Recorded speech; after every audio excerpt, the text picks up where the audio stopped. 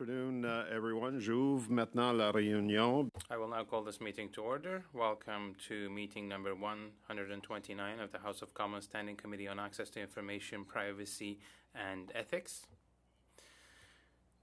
Pursuant to Standing Order 1083H and the motion adopted by the committee on Tuesday, February 13, 2024, the committee is resuming its study of the impact of disinformation and of misinformation on the work of parliamentarians.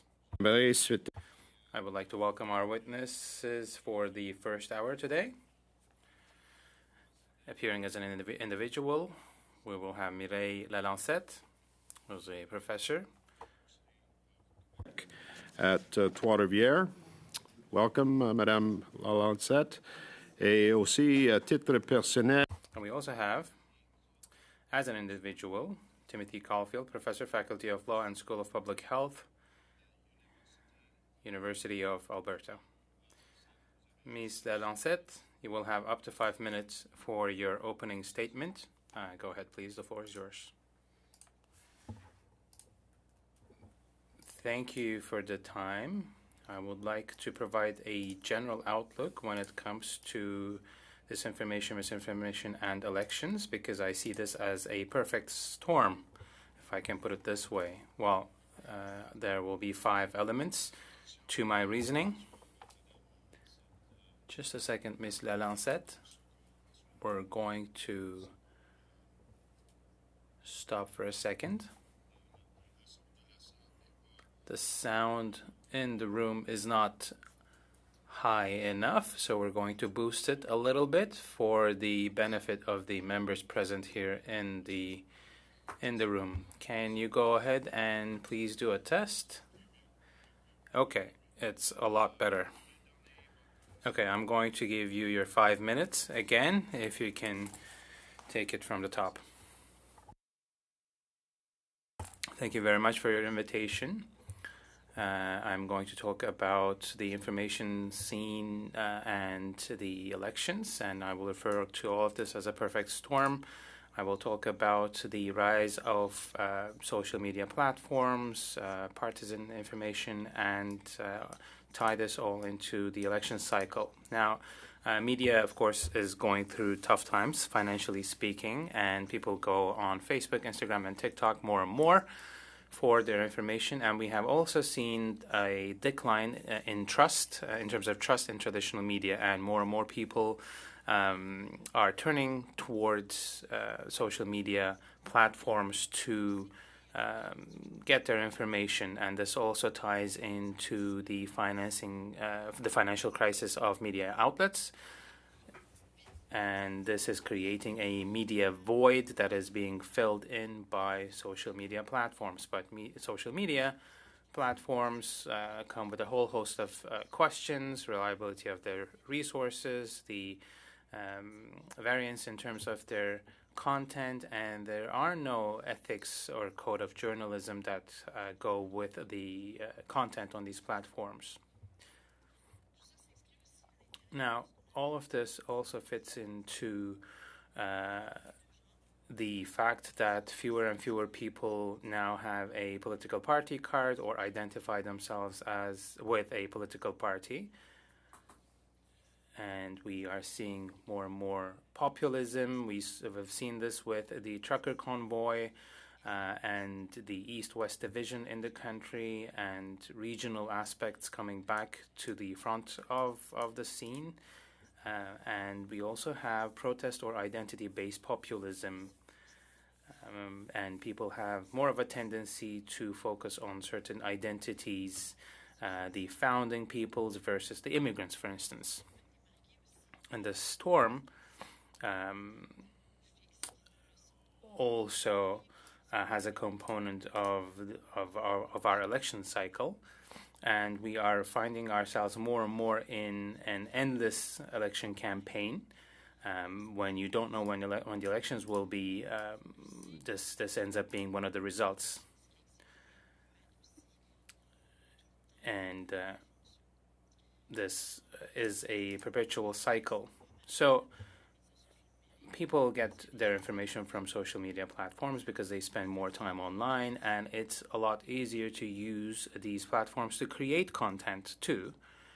In some cases, we're not able to identify where a piece of information on any of these platforms is coming from. We also see more and more deep fakes,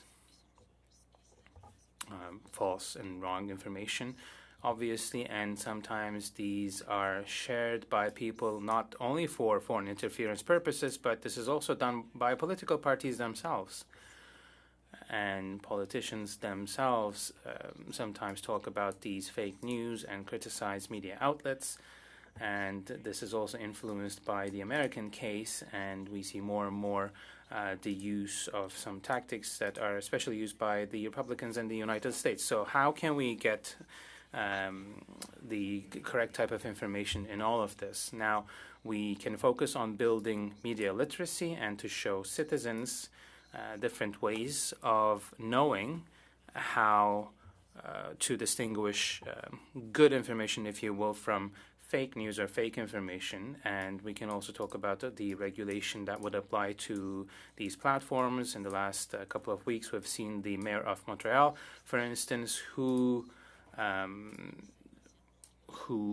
was limiting access for some users on X, formerly known as Twitter.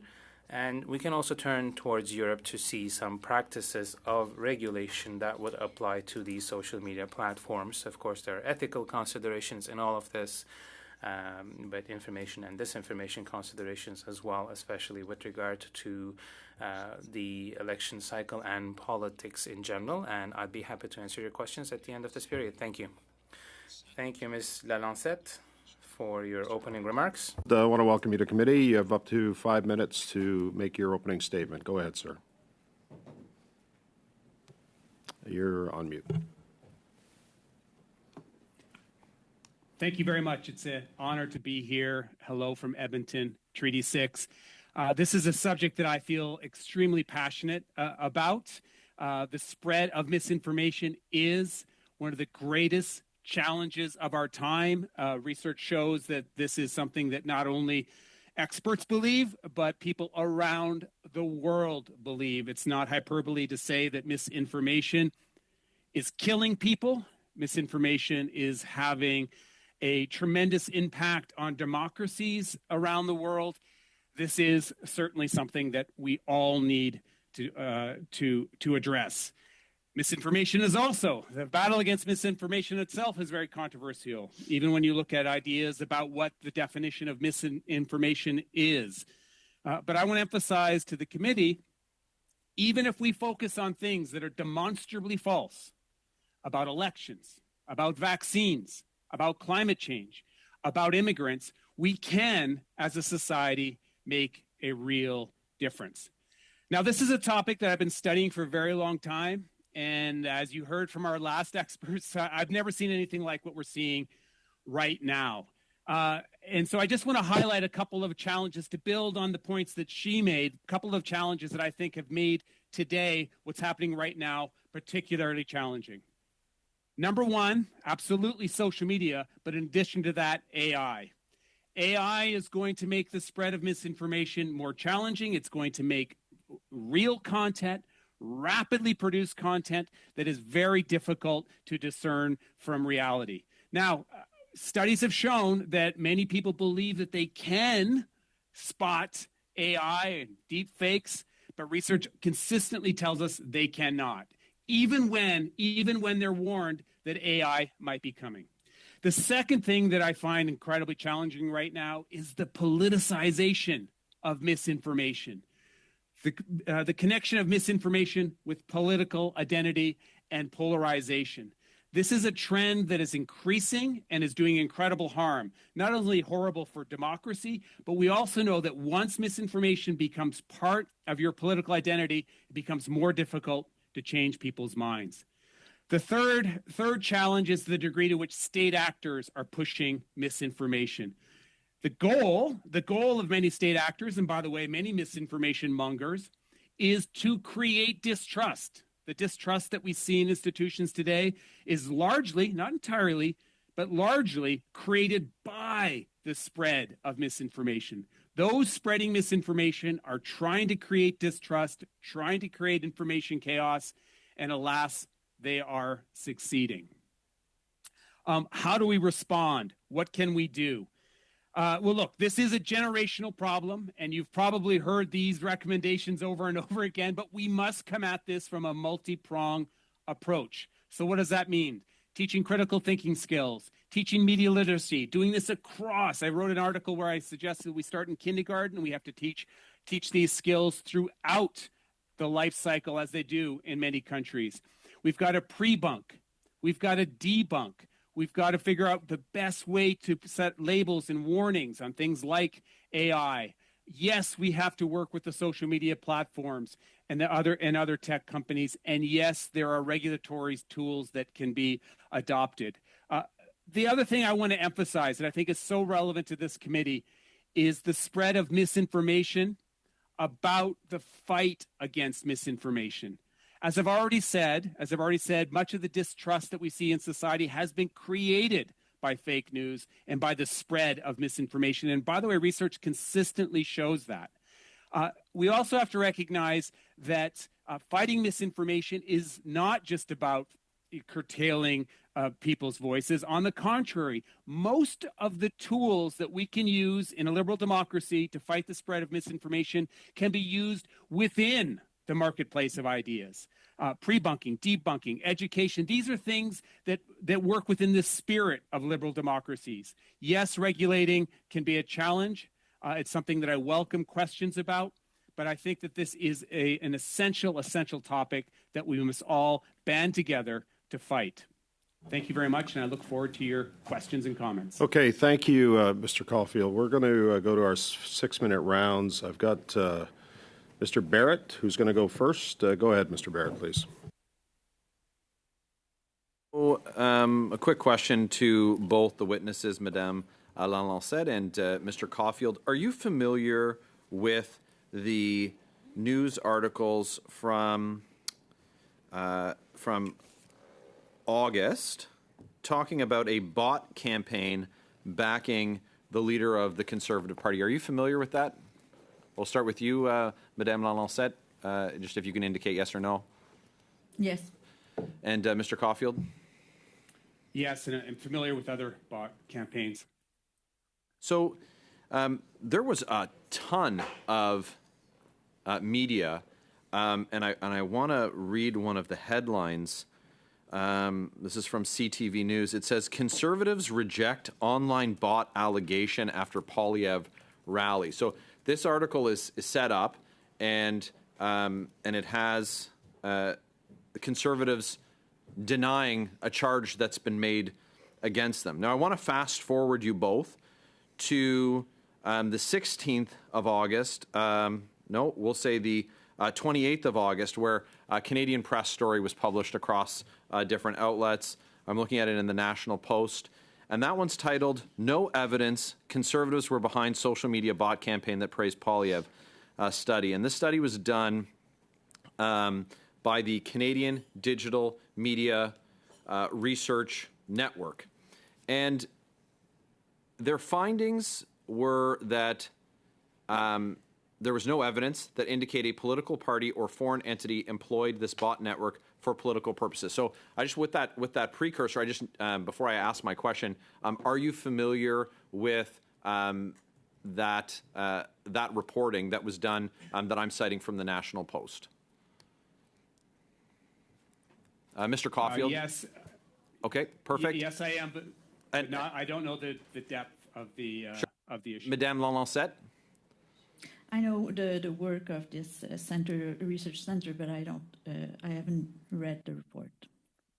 So, so we have a situation where we're talking about the spread of misinformation, and we had two political parties. We had the Liberals and the NDP. They went out, and the media printed as sure as fact that without having verified the claims that this was something that was paid for and there were allegations that it was orchestrated through foreign state actors. Now, look, we're at a time in our country where we have an inquiry happening into foreign interference in our democracy, and we have real state actors who are spreading disinformation, and it's being propagated in of course in the political discourse, but also in media.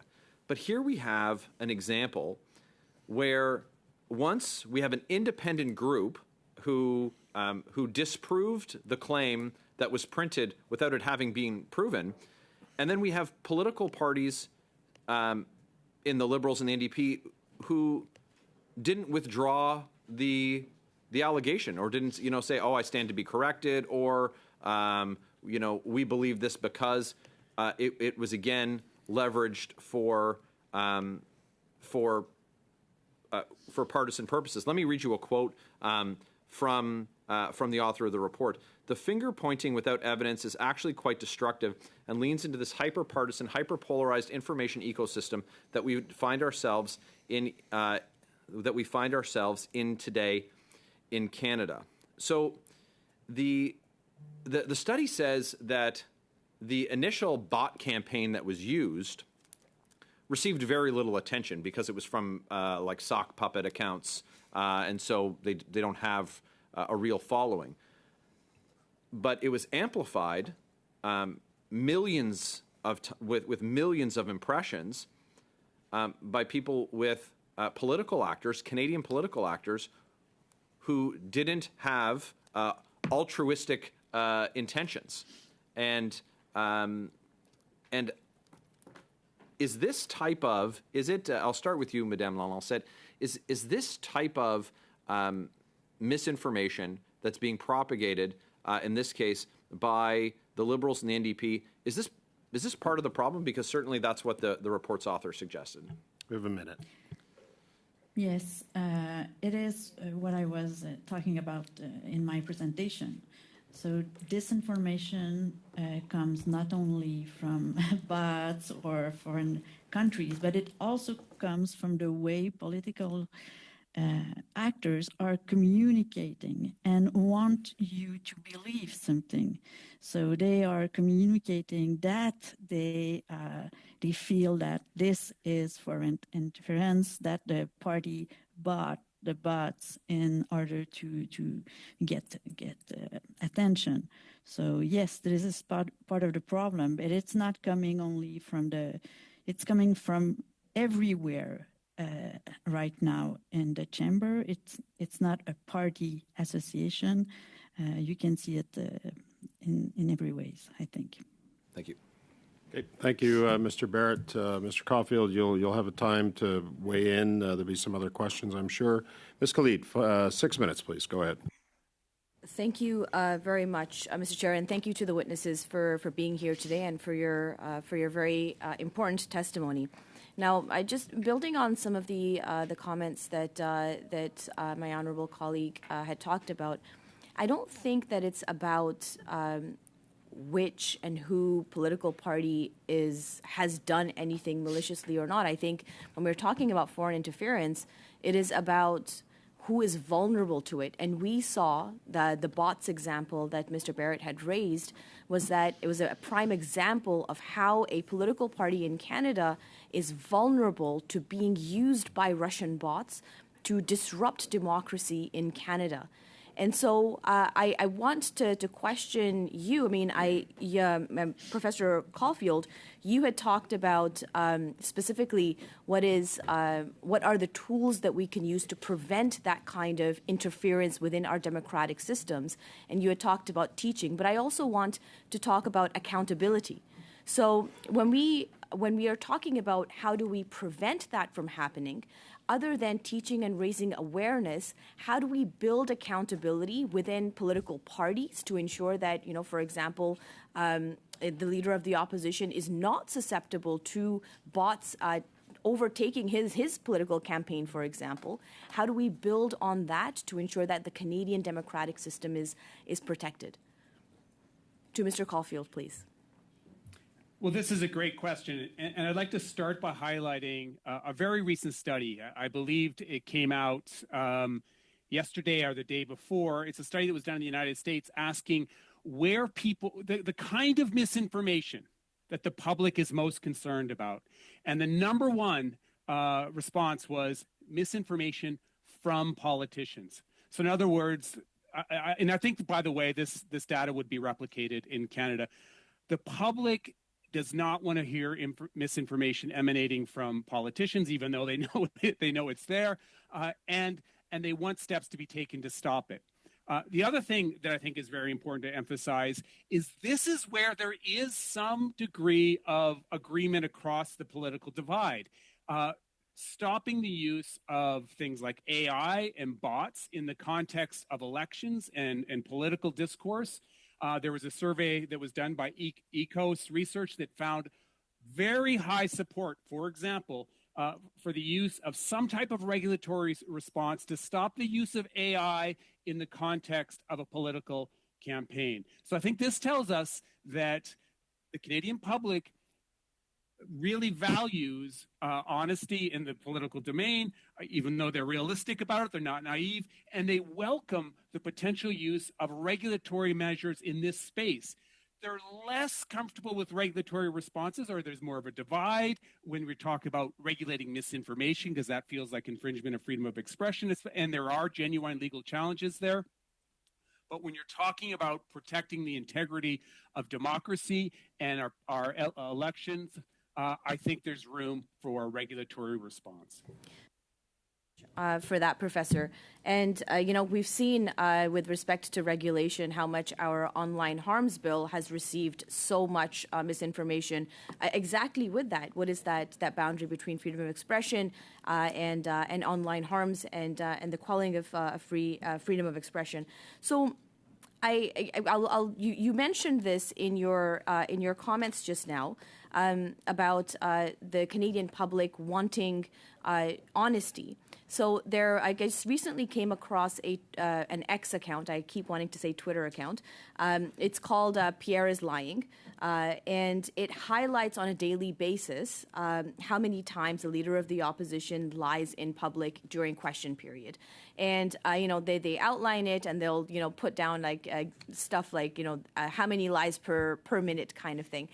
How, when we're talking about accountability, when we're talking about that honesty and that teaching moment for Canadians, how important is it to fact check the data that or the information that politicians and that political discourse is providing to Canadians?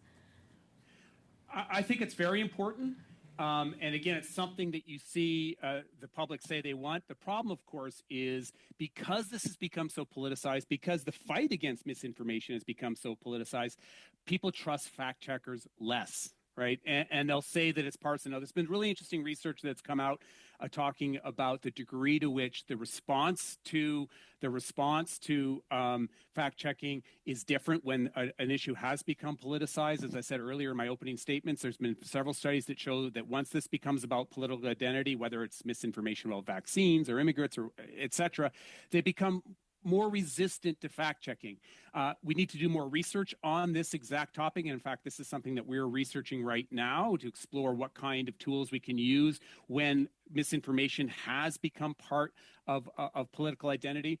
The other problem that's happening, of course, is that once a bit of misinformation becomes part of a political platform, it becomes an ideological flag. And once that happens, and we've seen that happen with, for example, vaccine misinformation, something that we study, again, it becomes very resistant to change. There is some suggestion of tools that can be used, such as pointing to what the scientific consensus says, the body of evidence actually says, and making it clear what that body of evidence is. But there's no doubt, because this has become so political, it has become more challenging. Okay, thank you, Ms. Khalid, Mr. Caulfield. Monsieur Villemure, pour 6 minutes, s'il vous plaît. Merci beaucoup, Monsieur le Président. Je remercie. Thank you very much, Chair. I'd like to thank our witnesses for being with us today. So I'll ask a question to Ms. Lelancette, and I have an opportunity here to be asking a question who comes from my riding. So I have a question for you. the disinformation that targets parliamentarians, is it coming from foreign actors or is it more national in its scope, do you think? Well, this information can originate from both of those sources. Currently, I'm paying close attention to what's happening internally and trying to see how the misinformation is disseminated and the aspect of accountability in all of this. And it doesn't seem that important anymore to people. And we need to be able to formulate some rules so that the names of the political parties cannot be changed, and they couldn't be associated with false information. And we see more of a tendency to shift focus to the personal level, and that's where we see quite the slippery slope. And this information, unfortunately, occupies a significant space in public life when it comes to especially politicians and political actors. And this has an impact on our methods of communicating between ourselves, but with the electors as well. Well, initially you spoke of a perfect storm, but when the reality seems to be out of reach, people are just happy with the half-truths and the misinformation. Indeed, I mean, by repeating that something is wrong, is false, people end up believing it. And for instance, we see this with Trump, who denies having said certain things, whereas there is video evidence of him saying those things. And we see this spreading to traditional media platforms as well. So people have a tendency to believe in what has been repeated so many times rather than the truth itself. So, as an expert for the benefit of the community, can you explain the difference between misinformation, disinformation, and malinformation to us, please? Disinformation comes with an intent to disinform people. Misinformation, in some cases, lacks this aspect of intention. But people tend to do that sometimes without knowing that the information they're spreading is even false. But that will be the main difference between the first two. So the first category would be with the specific intention of misleading groups of people. Of course, there are multiple definitions, and I just wanted to provide the ones that are most commonly used. But in some cases, there's also a play on words, if you will, and there's a report that was published by a center from McGill University. Maybe you've come across it. It's by Mathieu Lavigne and his colleagues, and they actually had some very good points and good recommendations when it comes to misinformation and disinformation within an election context. Thank you, Mr. Lancet. Mr. Caulfield, you talked about the public opinion being the target of disinformation coming from politicians. Now, politicians are also victims of disinformation themselves. So what do you think are the actors that target politicians when it comes to disinformation? That's a very good point. Politicians live in the same information ecosystem that we all do. And one of the very best examples of it, I think, and I'm sorry I keep pointing to the United States, and my colleague has done the same, but there's just so many good examples emanating from that jurisdiction. What we saw with the immigrants eating dogs and cats, right? That misinformation came from the community. It started on social media and then was adopted by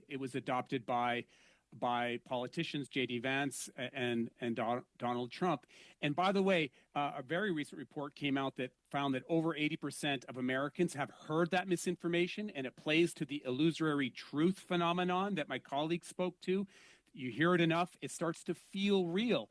especially if the misinformation plays to your preconceived notions, plays to your ideological leanings.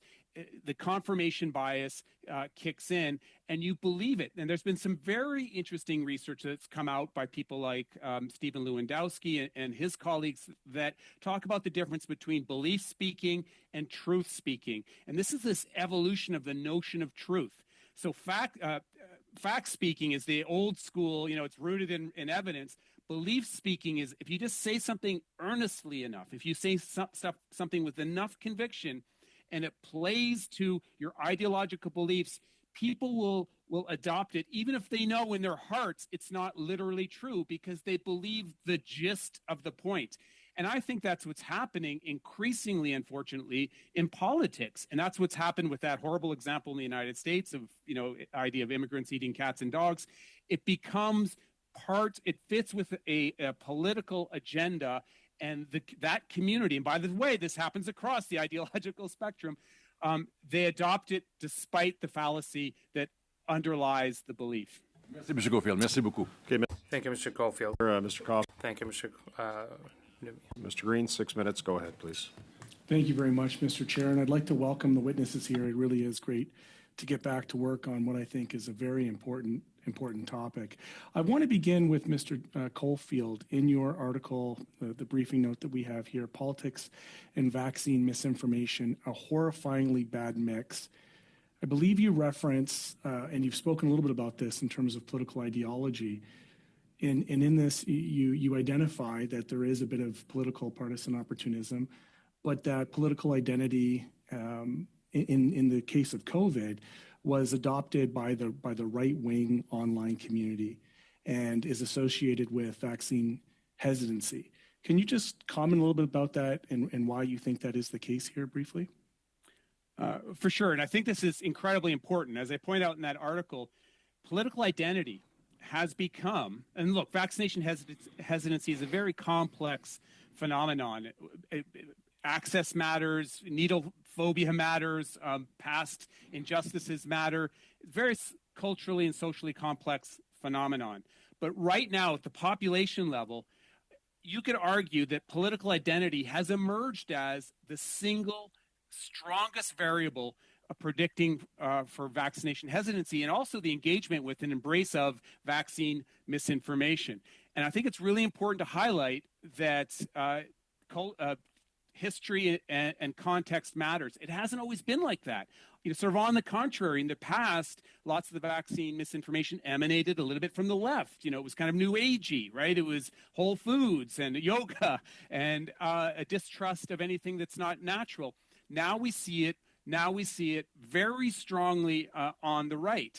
And there is a large body of evidence to support this, to support what I'm saying. This isn't just me speculating. There's a lot of empirical evidence. I want to help you on that because I want to use an example that's closer to Hamilton. In fact, had you come into Ottawa, you may have come across some folks who still hold some conspiracy theories around the vaccine. And of course, that evolved into what was known as the Freedom Convoy and the political partisan connections there. But I want to reference in particular Paul Alexander, who is a Canadian independent scientist. And for those that may not know, a former Trump administration official, U.S. Department of Health and Human Services during COVID-19. And his refrain was, "We want them infected." He actively worked, or at least through the Wikipedia article that I have here, that he sought to muzzle federal scientists and public health agencies to prevent them from contradicting the Trump administration's political talking points. For those that followed the convoy, the occupation here in Ottawa, they would know, of course, that Pierre Poilievre marched alongside Mr. Alexander, and that was part of the rhetoric coming out of the convoy. And there's lots of instances to see the leader of the official opposition walking lockstep with this person, a very high-profile Trump administrative person. Talk just a little bit about how this isn't necessarily just an American phenomenon, but there seems to be a cross-pollination of conspiracy when it comes to this on the right. Oh, yeah, absolutely. I think this is incredibly important.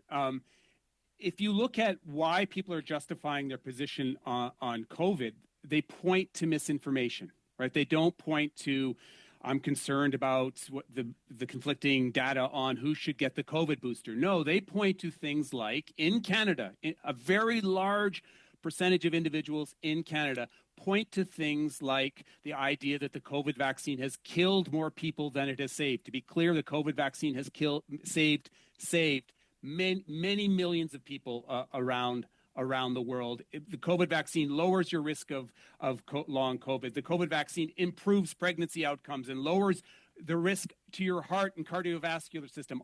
It lowers the hospital costs. It lowers hospitalization rates, et cetera, et cetera. But they believe the died suddenly myth, the turbo cancer myth, and they'll explicitly reference that. And that is misinformation that is emanating from the alt-right and having a real impact on what's happening in our country, and I fear if there is a pandemic, could have a grave impact. If I could just give, I know I'm going long, one very powerful, tangible example. Again, another survey that was done in Alberta shortly after our last provincial election. Of those who are completely unvaccinated, right, for COVID, over 91% of them voted for the Conservative Party, and only 3 to 5% of them voted for the NDP or other. That is I'm looking at this. Incredible. That's I'm an looking at incredible this, spread. and I'm seeing the way in which Aaron O'Toole was cut out of his Conservative leadership at this time. I'm referencing a tweet that's before me from Pierre Poilievre that says, "Today I walked alongside military veteran James Topp, who has traveled the country by foot for free choice." So again, these libertarian ideas about what freedom is, and then Poilievre goes on to say, "End all mandates, restore our freedoms, and let people take back control of their lives." In the same photo is this conspiracy wingnut, Paul Alexander, who was talking about herd immunity, which of course led to, I think, a whole bunch of confusion around this. So in your closing statements, how can you share information on pre-bunking this type of approach to political rhetoric? I'm going to need a very, very quick response. I got 5 you know what, seconds. Mr. Chair? Yeah. I'll follow that question up in my second round. Okay, so appreciate that, so Mr. Green. It saves us a little bit of time. Thank you, sir.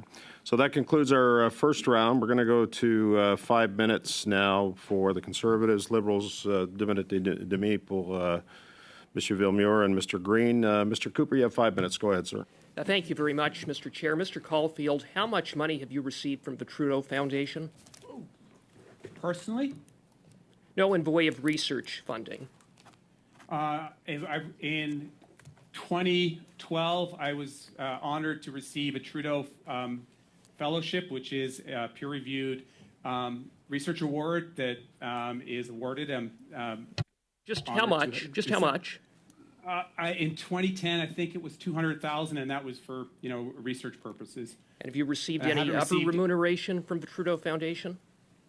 No, in fact, since I'm going to say 2013, I've had very little to do with the Trudeau Foundation. I was involved briefly at the beginning of the pandemic. They had a pandemic response committee that I sat on. It involved academics from across the country, but I believed I sat on that committee for I think we had just a handful of meetings. And I just received no money. sorry to cut No sorry money. to cut you off. 'Cause my time is limited.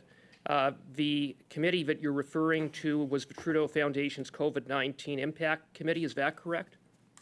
That's correct, and I received Okay. no remuneration Okay, for that. thank you for that. How much money have you received from the Trudeau government in the way of research grants in the past 2 years to study misinformation and disinformation? So would this be from entities like the Canadian Institutes, the independent Canadian Institutes of Well, Health it's Research? government agencies, Trudeau government, how much money? So from the Canadian Institutes of Health Research, in 2020, I received, I believe, about $300,000 to study misinformation. This was a peer-reviewed grant, as you know, that's held by the university. I shared that grant with 2 other institutions, the University of Calgary and the University of Regina, and that money was used to support trainees and research. Okay, thank you. And then since, Yes, go ahead. sorry. Go ahead, Mr. Caulfield, and you ended with since. Go ahead. Oh, and I'm also fortunate now I'm an advisor of an entity called Science Up First, and we've also received funding from the government. Again, I don't receive any personal funding. Thank you for that. Thank you for that. And I appreciate those answers. But I do want to ask you why it is that you didn't disclose that up front. Your connections to the Trudeau Foundation, the fact that you have received a significant amount of research money specifically on the subject matter of misinformation and disinformation from none other than the Trudeau government, and you have come to this committee and presented yourself as an objective expert, even though you have provided a submission Mr. Cooper, to this committee. I have a point of order. Go ahead, Ms. Khalid. Thank you. And my point of order is on relevance. I doubt that this line of questioning deals with the expertise that Professor Caulfield brings to the table on this very important study. Thank you, I'm happy Ms. to Khalid. answer it. Yeah, and look, members know I allow a lot of latitude here and attitude when it comes to questioning. It's the members' time. Mr. Cooper has the right to ask whatever question he wants, as uncomfortable perhaps as those questions may be, or perhaps some members may not like those questions. Mr. Caulfield, I'm going to let Mr. Cooper finish here, and then you can answer, sir, okay? Go ahead, Mr. Cooper. You have 2 minutes left. 2 minutes. Thank you, Mr. Chair. Mr. Caulfield, why did you not disclose that to the committee up front? I am fortunate to be an academic at the University of Alberta, and as an academic, I have a responsibility to try to bring in research grants to do independent research. As all academics, I receive grant funding from various sources that it's independent. I don't receive it personally, and that's how research is funded in Canada. And by the way, well, with the greatest of respect, sir? Taking back my time, I think it's highly germane that you were a fellow at the Trudeau Foundation. You received $200,000+ from the Trudeau Foundation. You sat on a Trudeau Foundation committee as recently as 4 years ago, and you've been funded by the Trudeau government, and yet you come out and you present yourself as an objective expert when you have written hit pieces on Pierre Poilievre and the Conservatives and submitted a brief that singles out or largely singles out Conservatives as spreading misinformation and disinformation. I think this committee deserves better. Thank you very much, Mr. Chair. If I may comment. Yes, you've got 50 seconds, Mr. Caulfield. Go ahead, please. I am fortunate to have received most of my research grants, the largest research grants, under the Harper government. And I have continued to by far, by the way. So I suppose I should have disclosed that also. I endeavor, when I write pieces about the politics of misinformation, to make it very clear that misinformation happens historically, contextually, across the ideological divide. And I do my best to represent exactly what the research says. And I think it's very important to understand the role of politics and ideology in the spread of misinformation right now. It isn't easy to hear that stuff, and I do try to be, as much as possible, not to be partisan about this, but this is a very important topic, and we have to be open-minded about the role of politics. Thank you, sir. Mr. Sousa, for 5 minutes. Go ahead, please. Thank you, Chair, and thank you to the witnesses. I appreciate the clarification in terms of funding to universities from various governments and how important it is to maintain science and research on an ongoing basis in order to stay ahead of the curve. And I say that with all due respect because when I was in the Baltics last year, I visited Estonia and Latvia, and I saw with discussions with them and with American and Canadian forces dealing in NATO in those countries, the high degree of cyber threats and cyber security, the relevance of ensuring that we are on top of misinformation appropriately, and the targeted effects that, in this case, the Russian government and the Chinese government were playing a role in Western society. And I was very encouraged by the reactions or the defense measures being taken, but also extremely concerned by the degree at which it exists now in Canada as well. So my question to you, Professor Caulfield, are there lessons learned from other countries that are leading the way, especially given the high degree of hostilities that are now before us? I think there are lessons we learn, and I'll just draw on one because I think this is one that is more politically palatable, politically neutral, and that is the teaching of critical thinking skills and media literacy. This is a strategy that can be content neutral, because what we'd be doing is giving our citizens the tools to discern, to cut through the noise themselves. And a very good example of that is Finland, where they teach critical thinking skills extremely early as kindergarten. It's hard to study this well because there's so many relevant variables, the quality of the education system, socioeconomics, etc. But there have at least been some studies that have shown that strategy adopted by Finland has made them particularly resilient to the spread of misinformation. And one of the reasons they've adopted that strategy and why they're sort of ahead of the curve compared to us, and this touches on your comment, is because of their proximity to Russia and the role that Russian misinformation has played in their lives. So I think that is a very telling lesson and something that we can build on here in Canada.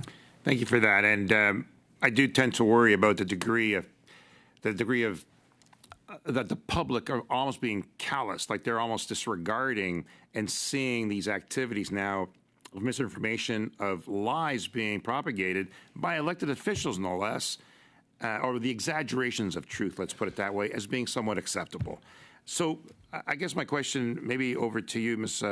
Lanacette, do you feel that elected officials are in fact promoting misinformation and especially in the preamble of their questions, already prejudging the situation and creating some of the threat that exists in misinformation? Yes, for sure. Les politiciens, lorsqu'ils commentent. Politicians, when they comment on issues and in their preamble, they would add certain types of questions that, of course, shows a certain stance taking, if you will, and can also include attacks and criticism on people, on their personalities. So in that context, when that's happening, you're not talking about political issues at hand. You're focusing on personalities with half-truths or truths that are missing bits and pieces. So this sort of negative communication, it usually doesn't include completely false information, but information taken out of its context. And this is this probably requires a code of good conduct at the parliament level, or just some reminder that people themselves are not to be attacked, but it should be at the idea level, and they should have more of a chance to respond and communicate without being impacted by this negative communication style. Thank you, Professor. If I got some time? Professor Caulfield, do you agree that name-calling or alleging wrongdoing by certain officials in the House to other officials actually may create, lessens the degree of integrity in the political discourse, but worse, creates threats and dangers in the system? Trying to stay on time, so like in a short answer, please. Yeah, I do, and there's evidence to back this up. As my colleague noted, there's no doubt that kind of polarized discourse heightens tension. And by the way, it also makes it very difficult for those of us who are trying to do research, where we have our integrity questioned and our reputation smeared. And Thank there you. are. Oh, I was going to let you. Go ahead. I was going to let you finish. Again, there is. Yeah. There is evidence that this is one of the strategies used by those pushing misinformation to sort of delegitimize voices that are Wonderful. trying to counter misinformation, and unfortunately, it's very effective. Thank you. Monsieur Villemure, 2 minutes et demi, s'il vous plaît. Monsieur le Président, Thank you, Mr. Chair. I have only 2.5 minutes, so this will be very quick. I'd like to thank both witnesses and Mr. Caulfield. I regret that there's been an attack on your integrity. That is not to be done. So, Ms. Lanacette, if you had 3 recommendations, 3 bullet points, what would those be to the committee? And if you have comments that you can submit in writing, I also kindly invite you to do that, and then we will go on to Mr. Caulfield after So recommendations, well, you have to regulate what's happening at the House of Commons so that false information cannot be shared. And to inform the public opinion at large, we need campaigns, as mentioned by my colleague, on media literacy to raise awareness among the general population. And you should also be able to regulate social media platforms, and they should be held accountable in terms of what is being said on these platforms. In the United States, yes, there's the freedom of speech issue that comes up often in these conversations, but it can also have a different definition. My colleague would, of course, do a better job of explaining that than myself, but these will be some recommendations that impact elected officials, citizens, and as well as media institutions. Thank you very much, Mr. Caulfield. 3 recommendations, please. Very, very briefly, I agree. Strong support, national support for critical thinking, media literacy courses that are available to all Canadians and in all of our school systems. I think that we need to support independent, trustworthy fact-checking, debunking, and pre-bunking. So entities that are doing that in an independent way, in a positive way. And yes, I think that we should consider at the national level targeted regulation. I'm actually a very strong supporter of freedom of expression. I think this has to be done very cautiously in a very targeted manner. For example, around elections, around hate speech. But I also think that this isn't something else that needs to be in the toolkit. Merci beaucoup. Madame Lalancette, rapidement. Vous savez, au Québec. Thank you very much, Mr. Lancette. Very quickly, as you know, and both of you have been referring to boosting critical thinking. How do you achieve that? Well, this can take many forms. It can happen in schools, but it can also take place elsewhere in other organizations. This could go through sponsorships to programs on different media outlets that focus on these issues, and such. There are examples already, but this might be a way for traditional media to boost the legitimacy and this aspect of their work, and it could be made appealing to the general population. Go ahead. Thank you very much, Mr. Chair. And I want to thank Mr. Cooper for providing a textbook example of a growing anti-intellectualism, one that would seek to kind of attack the expertise of subject matter experts. And so I want to allow Mr. Caulfield, from a public health perspective, how can parliamentarians better identify and counter misinformation and disinformation, as we've witnessed here today, especially during times of crisis, in order to protect trust in science-based policy decisions? Well, I do think we need to try to respectfully counter misinformation with the body of evidence. There's this really interesting growing literature. There's some interesting research that's been done in both the United States and in Europe that talk about, representing what the scientific consensus actually says on a topic. So that also goes to explaining what the scientific consensus is. Science is hard. It's messy. It's always contested. That's healthy.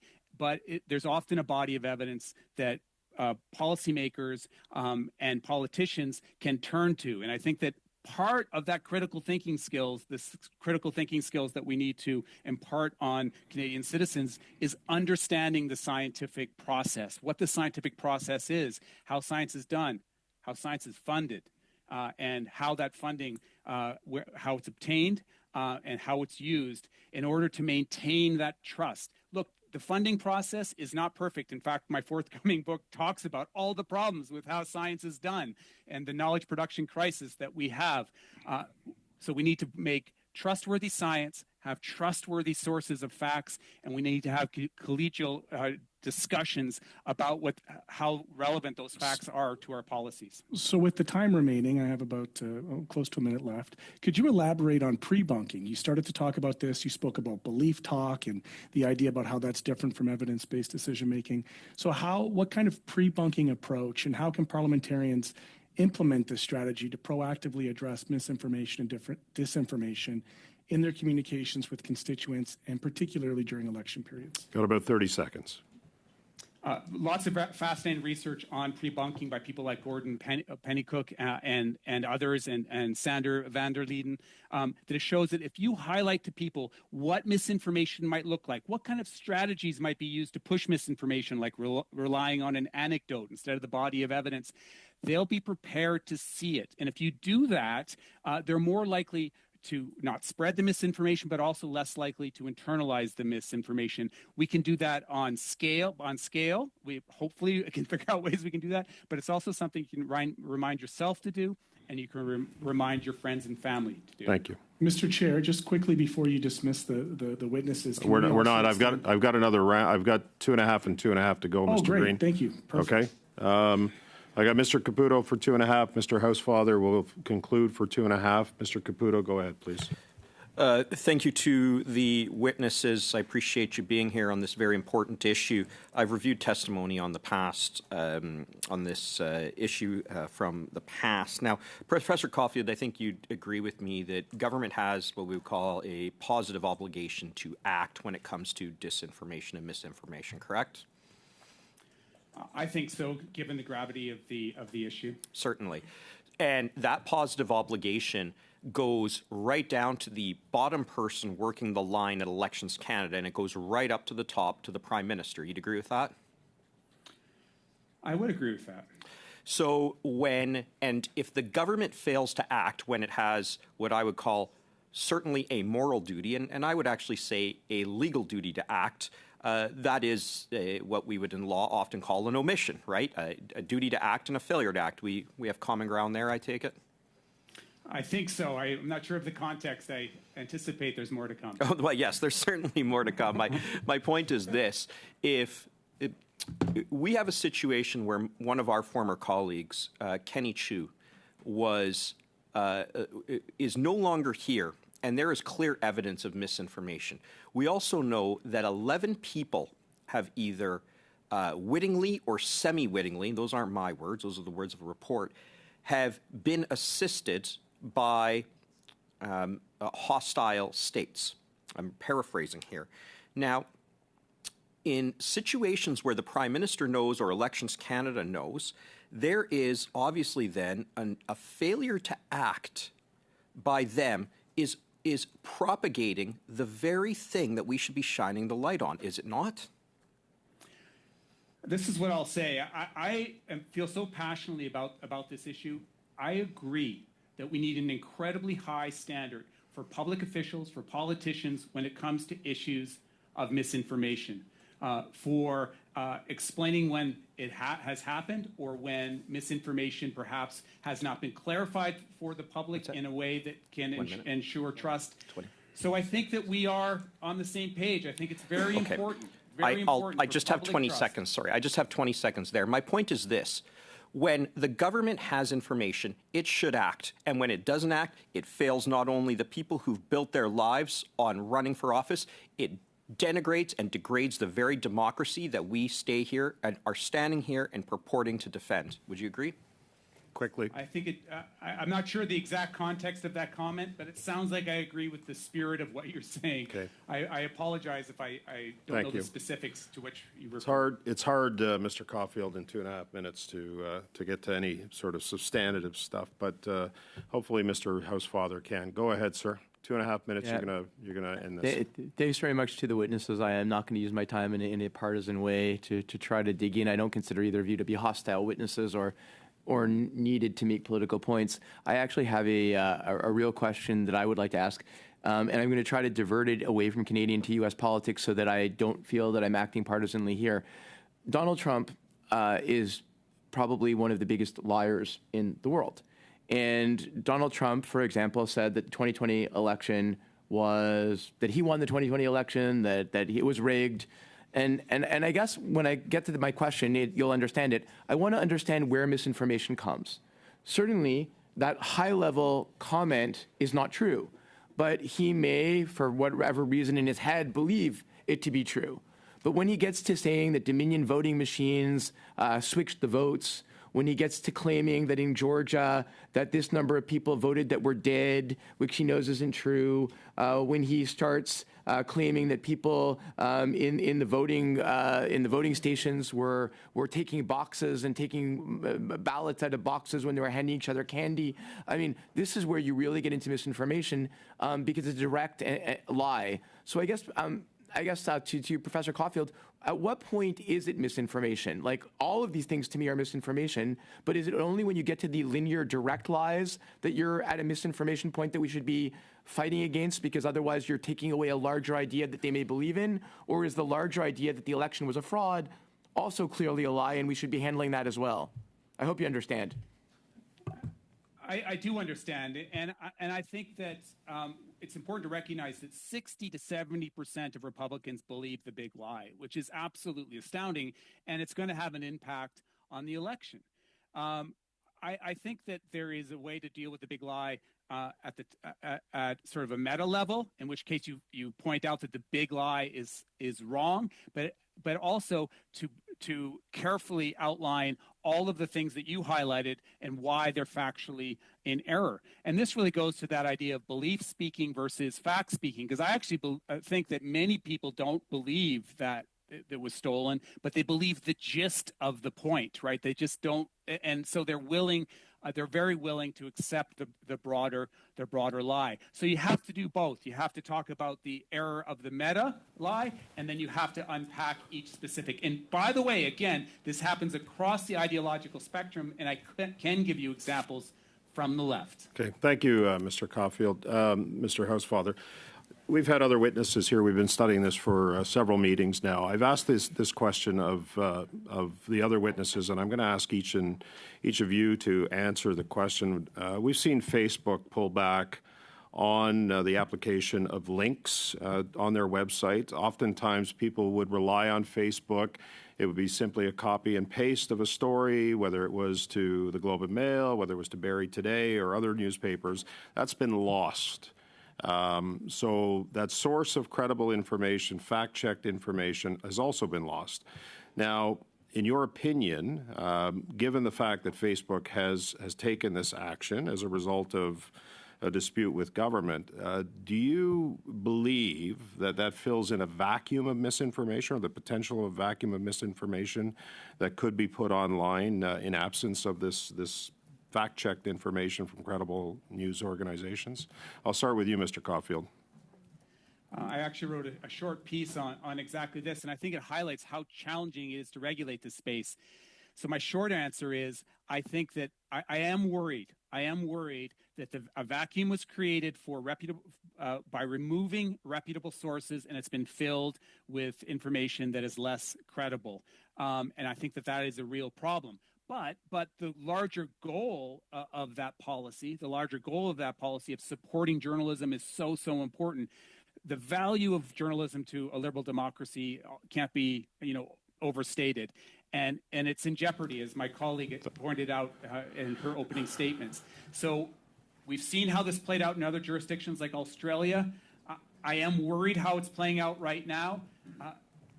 So I wish I had a better answer for you. That's complex. Good. That's good. That's helpful. Madame Lalancette, est-ce que vous avez une opinion de... Do you have an opinion on this matter? Of course, as I was saying at the outset and in my opening remarks, it's the result of this perfect storm. Yes, social media platforms have forced traditional media to go on these platforms in order to survive, and we got used to this being available to us free of charge, but now the governments are looking to make these platforms pay, but we're not able to get the reliable information of media outlets through these platforms. And this does create a problem because people go on these platforms, and research has shown that people had a tendency to read the Globe and Mail, La Gazette, and the Devoir, and other resources on Facebook, but now they cannot do that. They rely on influencers who abide by no media or ethics code, or behavior code, such as is the case for journalists. Thank you, Mr. Lancet. On behalf of the committee, I would like to thank you for your testimony. Being with us today, the information that you provided has helped the committee. I am going to sorry, Mr. Green, you did have something to say. Go ahead. Yeah, it's often the case, Mr. Chair, as you'll know, that these conversations provide an opportunity for witnesses to perhaps respond in writing for answers that they may not have been able to put into their brief time. So I would just like, through you to the witnesses, to encourage them that if there were topics raised, facts, figures, studies, recommendations that they feel would be for the good and welfare, to put it to us in writing for consideration at the report writing stage. Yeah, thank you for that, Mr. Green. Mr. Caulfield, Madame Lancet, if there's anything at all in addition to what you've spoken about today, I know an hour goes by really quick, that you can provide the committee to help in its deliberation and presentation of this report to government, I would appreciate if you could send that to us. Typically, I like to put a deadline on things, so if you could have it here by next Friday at 5 o'clock, that would be helpful for the clerk and the parliamentary analysts as well to include possibly that information into whatever report we come up with. Okay, thank you. Non, j'ai dit vendredi la prochaine semaine, monsieur. Oui, non, pas demain. C'est trop rapide. Thank you again. We're going to suspend for a couple of minutes until we flip over here and have our next witnesses come in. Both are ready to come. Thank you. Suspend.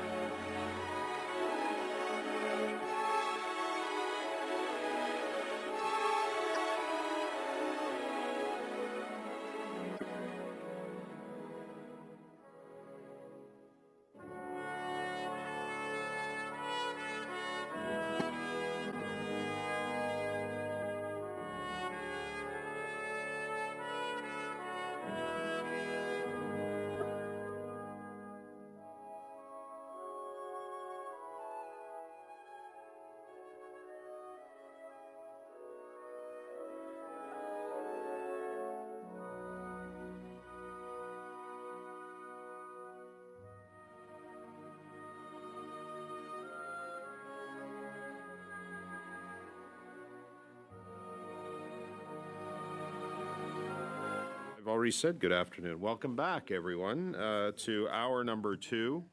I expect that we are going to have two full rounds on this one. And I would like to welcome our witnesses for the second hour.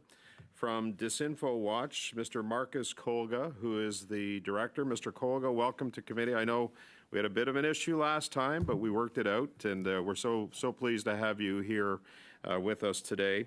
And from MILA, which is the Quebec Artificial Intelligence Institute, we've got Joshua Bengio. I hope I said that right, sir. Founder and scientific director. And Mr. Kolga, we're going to go with you to start. You can address the committee up to 5 minutes. We expect that we're going to be here for the full hour. I hope you guys are okay with that. And good. Excellent. I see thumbs up. Mr. Kolga, go ahead, please, for 5 minutes. Thank you, Mr. Chairman and members of the committee, for the privilege to speak about the threat of disinformation and specifically Russian information and influence operations targeting our democracy. Over the past decade, we've witnessed a disturbing increase in the Kremlin's efforts to undermine our democratic institutions, erode our social cohesion, and advance its geopolitical interest through state media, proxies, and collaborators within Canada. While significant attention has been directed toward Chinese government interference in recent years, we've not fully addressed the equally dangerous and sophisticated information campaigns waged by the Kremlin.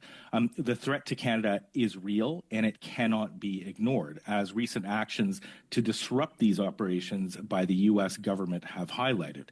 The U.S. Department of Justice recently indicted 2 employees of Russia Today, RT, a Russian state entity that operates not merely as a media outlet, but as the U.S. State Department and Global Affairs have noted, as an important component of Russia's intelligence apparatus. This indictment, which implicates Canadians in RT's operations and as its targets, is nothing less than a smoking gun. Canada is a key target of Russian information warfare. An FBI affidavit that was published at the same time as the indictment details Kremlin documents and minutes from meetings with one of Vladimir Putin's top advisors, highlighting the regime's commitment to weaponizing information. The tactics exposed include developing and spreading lies and conspiracies, manipulating social media algorithms, and using Russian and North American influencers to amplify them in efforts to destabilize democratic societies. And that includes Canada. The objectives are clear: to ignite domestic conflicts, to deepen social divisions, to weaken nations that oppose Russian aggression in Ukraine, and erode public support for Ukraine. Canadian parliamentarians have also been targets of these operations over the past decade. Following our government's strong stance against Russia's illegal annexation of Crimea in 2014 and our leadership of NATO's Enhanced Forward Presence mission in Latvia, we witnessed Russian information and influence operations targeting Canadian officials and policies. Prime Minister Harper's government was an initial target, including during the 2015 federal election. This was followed by the targeting of Foreign Minister Chrystia Freeland and other outspoken parliamentarians. It's important to note that the Kremlin does not favor any specific Canadian political party. Instead, as the Kremlin documents clearly outline, they seek to exploit existing divisions and create conflict to undermine our democracy and further its interests. This includes diminishing support for Ukraine and weakening international alliances like NATO that oppose Russia's aggression. We've now learned that RT invested $10 million into a company founded by 2 Canadians aimed to advance Russian narratives in the U.S. and within our own borders. A recent poll we conducted at DisinfoWatch with the Canadian Digital Media Research Network indicates that most Canadians have, in fact, been exposed to Russian disinformation about Ukraine and are vulnerable to it. Canadian influencers play a key role in advancing the Kremlin's narratives in Canada and in the U.S., as do the Canadian academics and activists who collaborate with Kremlin-controlled think tanks like Vladimir Putin's Valdai Club and the Russian International Affairs Council, which are on Canada's sanctions list. To disrupt and deter these well-documented Kremlin operations and to protect Canadians, the Canadian government law enforcement, and intelligence community must acknowledge the seriousness of the threat they pose to our democracy and society. We must conduct thorough investigations into Russian collaborators and proxies operating within Canada and hold them to account under our laws. This includes any sanctions laws that may have been violated, including the Foreign Influence Transparency Registry and C-70. Given their ties to foreign intelligence services, Canada must follow Europe's lead in banning all Russian state media from public airwaves and the internet. This should be extended to Chinese and Iranian state media and state-controlled outlets as well. We should also introduce new legislation based on Europe's Digital Services Act, holding social media companies accountable for the content on their platforms and the algorithms that amplify it. By enforcing transparency, content moderation, and reporting requirements, we can make it significantly harder for hostile actors to weaponize these platforms to spread disinformation in Canada.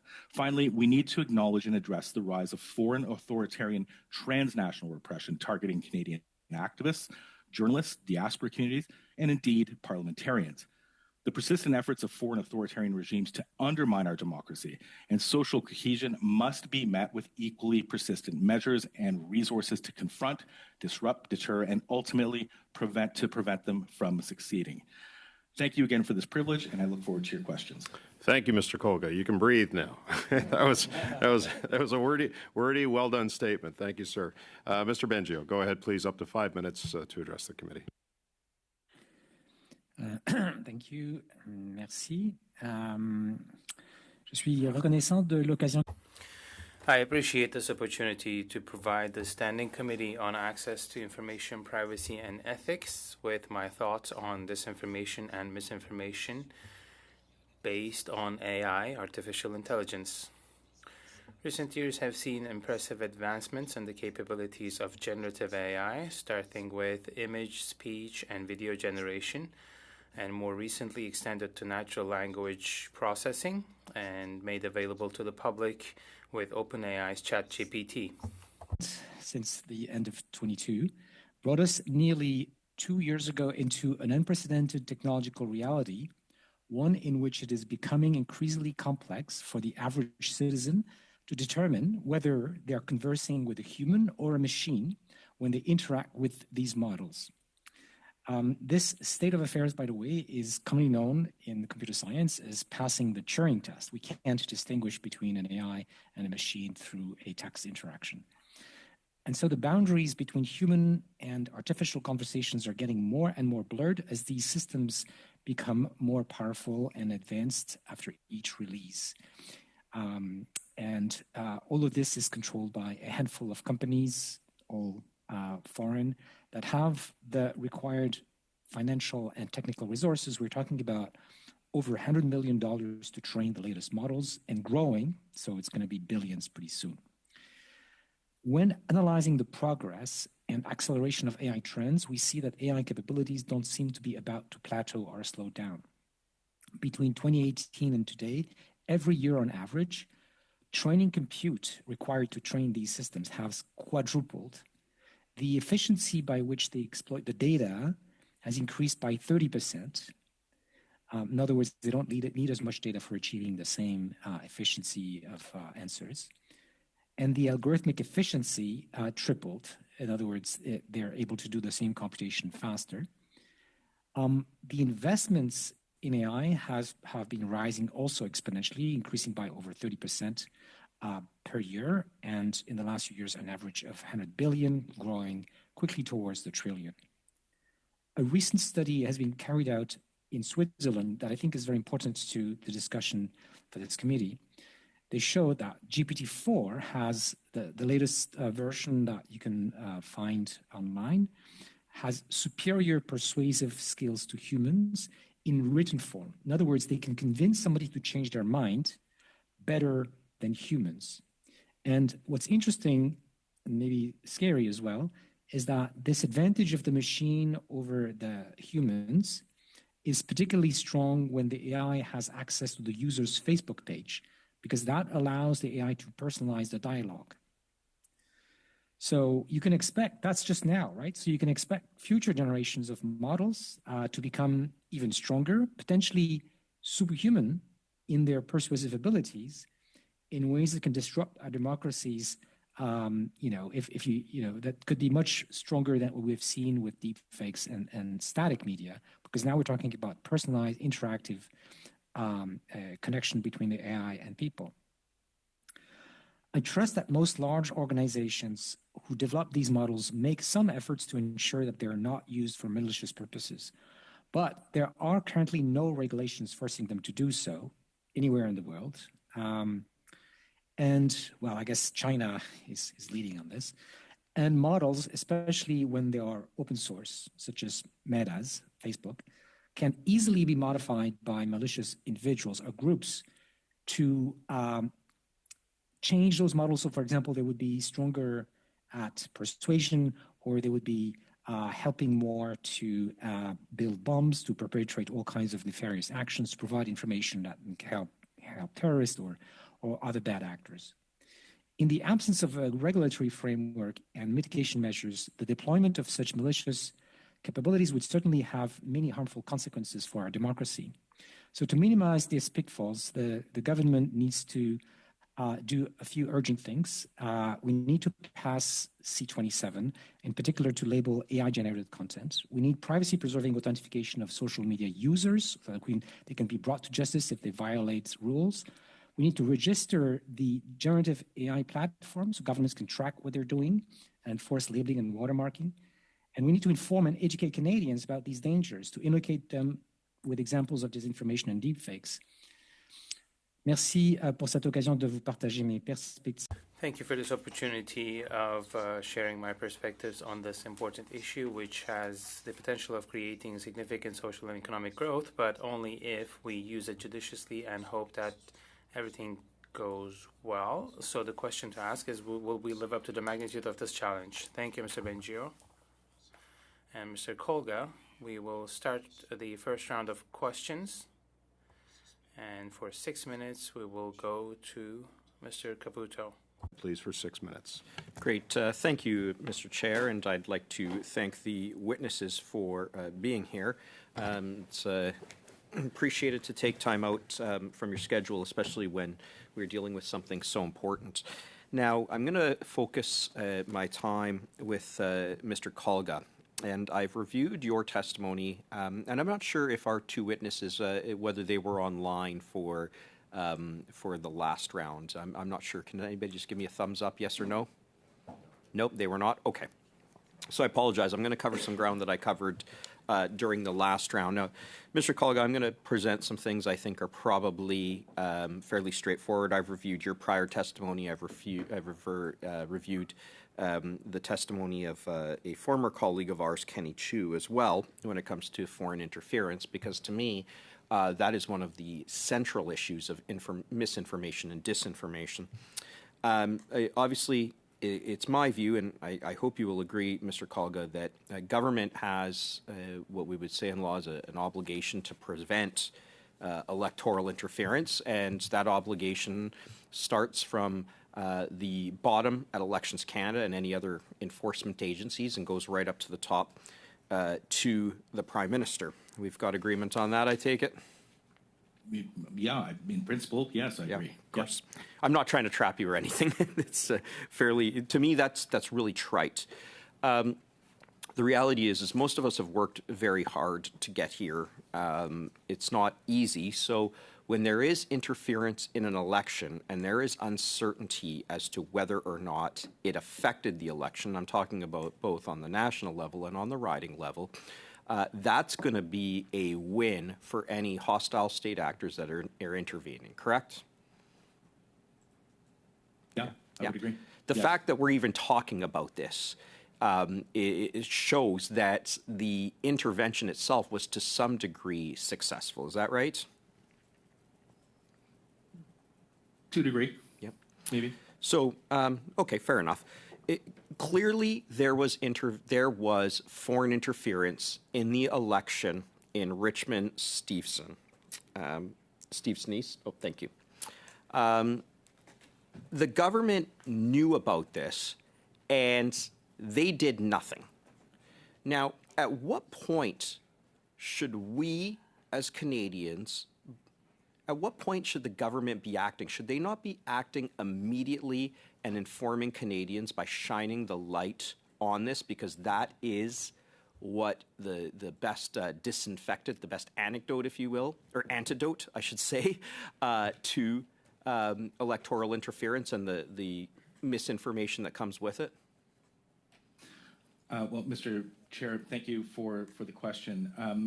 I should note that at DisinfoWatch, we were made aware of these efforts about 2 to 3 weeks into the writ period. And it took us maybe 4 or 5 days to analyze the data that we received from various different sources, including sources within the Chinese community in Canada. And we produced an election alert that we posted to our website about a week and a half before Election Day. And so, I think that as a civil society organization, as an independent civil society organization, we have the ability to act a little bit more nimbly and quickly. Now, did that alert prevent the interference from happening? No, I mean it had already happened at that point. I don't know, whether we were able to have any impact, but I think that in future elections, the government and the organizations that are being set up inside of that to monitor elections should be much more quick to report instances of interference in the election. There are very simple ones that instances that could have been reported quickly, including the Global Times piece that was published in Chinese state media attacking the Conservative Party and its leader, Mr. O'Toole. That could have been reported very quickly. So I would think that in future elections, we need to improve those timelines to get that reporting out there. Any sort of instances of interference, efforts to interfere in our elections should be reported much more quickly than they were during the last election. Well, certainly, and I mean now we've got 11 people who have been identified as either wittingly or semi-wittingly having been assisted by hostile states. We don't know their names. If light is the best disinfectant, and we have been slow to react when it comes to foreign interference, I think we can agree on that. Are we not just perpetuating the exact same pattern of the government, and this goes right to the highest level because the decision is with the Prime Minister, are we not just perpetuating that more and more by failing to act in this instance right here, right now? Well, I would agree. I think at all levels, I've been advocating for quite some time for greater transparency when it comes to collaboration with foreign governments, especially authoritarian foreign governments. And I think C70 will go a long way to helping along with that. So yes, I mean, I would apologize for cutting you off. I just want to end with this quote, and this is from Kenny Chu. This is what he said at Foreign Interference on April 30th, 2024. What I heard during the hearings shook that up a little bit because it looks like there are some Canadians who are more valuable and worthy of protection than others. And I hope that every Canadian, regardless of what party they run with, is worthy of protection in the future. Thank you. Thank you, Mr. Caputo. And Mr. Colga and Mr. Bengio, short period of time here for questions, 6 minutes. Oftentimes, members will reclaim their time, maybe cut you off before you're able to answer, but it's the members' time. They're just trying to maximize that, so don't take it personally, please. I've got Ms. Khalid for 6 minutes. Go ahead, Ms. Khalid. Thank you very much, Chair, and thank you to the witnesses for being here today and for your opening statements. Now, one thing that I think is quite clear with misinformation, disinformation, hate speech, and its role by state actors and non-state actors is, I think, the point that the strength of any country, any state, are its people. And that whole war using misinformation, disinformation to create disruption, to create agitation, and to undermine the democracy of a state like Canada is troubling, and it leaves a lot of the communities that are impacted very vulnerable. I'll start with Mr. Colga. You had mentioned about local influencers that were used to amplify messages for you, and you had used Russia as an example, but I'll also say that we've seen stories, articles of Indian influencers that have called upon the government of India to put in money into political parties here in Canada to ensure that a certain political party wins the upcoming election, for example.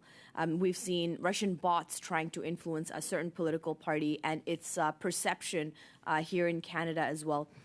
How do we regulate that? How do we hold people to account while also maintaining the sensitivity around local communities that become victims on both sides of the situation ultimately?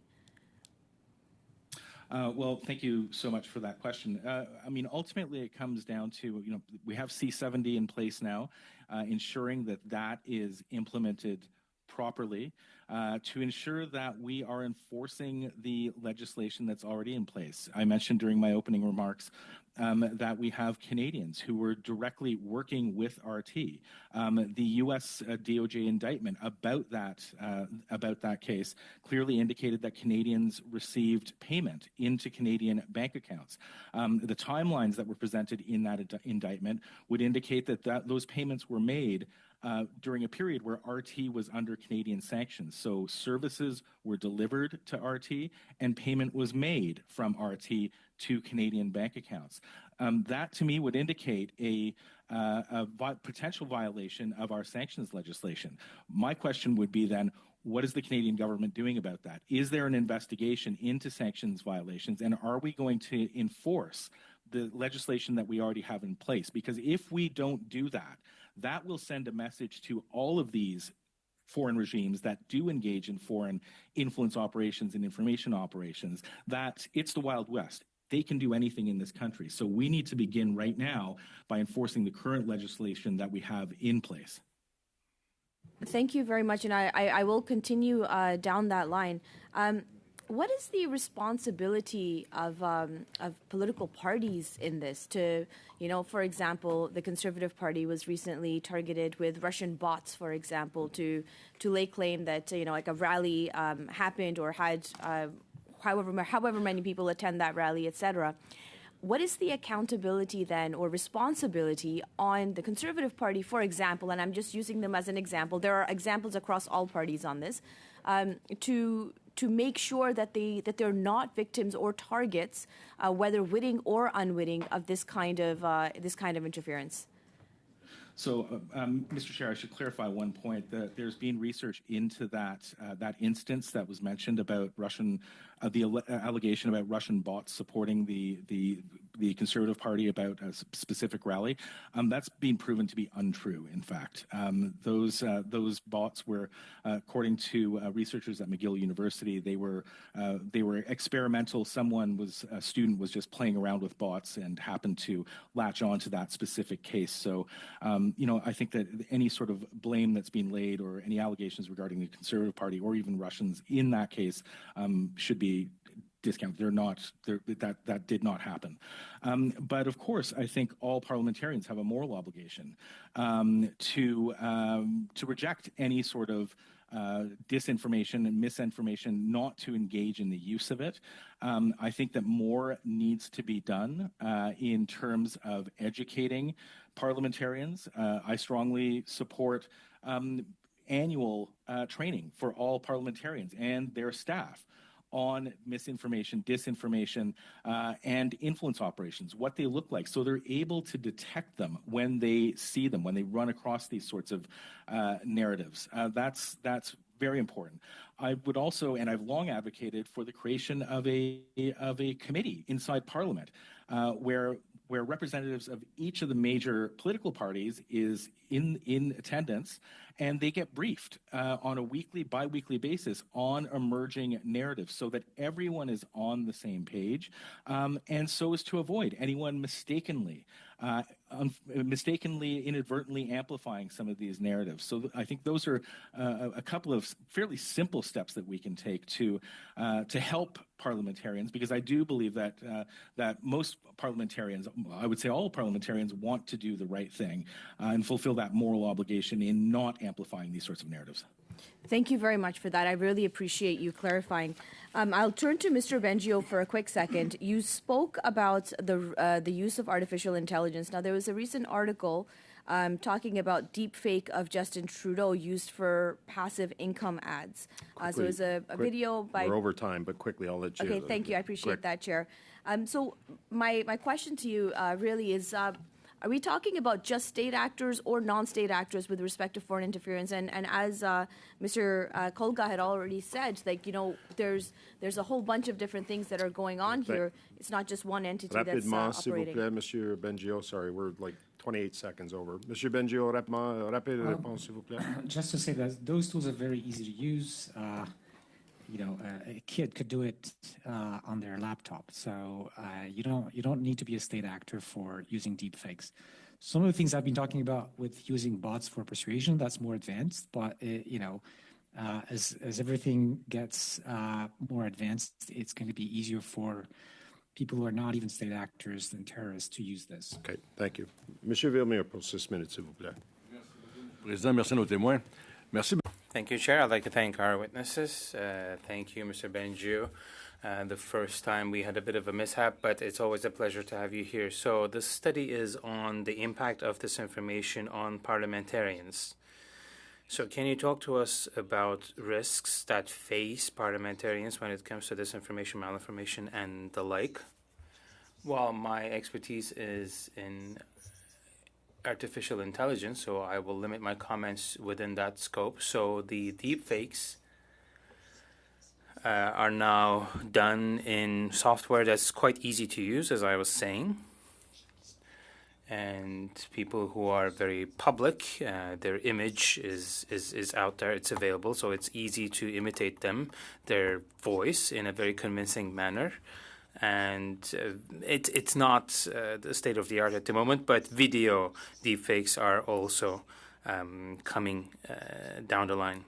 So this is all going in a direction where people can pretend to be someone famous in an interactive manner on the phone, for instance. And they can be taken for someone else and be really convincing, and you could receive a phone call from a political leader and really think that you're talking to that person. So this is all being developed, and we have to introduce regulatory guidelines and to dissuade people who are doing this online and who are anonymous today. So you refer to C27 rather, briefly. We know about the bill, but what would be some of the measures that could be taken to protect parliamentarians and Canadians against all of this? Well, one important element would be that systems that could be used to dangerous ends should be better surveilled.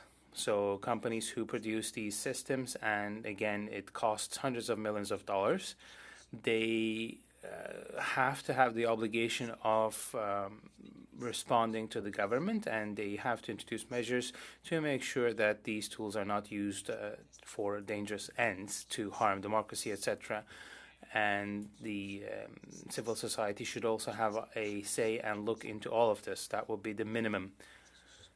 So this also ties in with how social media platforms are organized. There are technologies that exist today that might allow us to keep our anonymity, but if there's something illegal being done, then that could still be traced and tracked.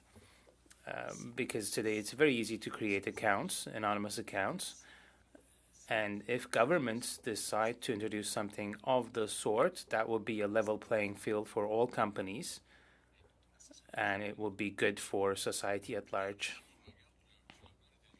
Now, when we, again, look at artificial intelligence, are there rogue actors, rogue states who would be more inclined to use AI for harmful ends?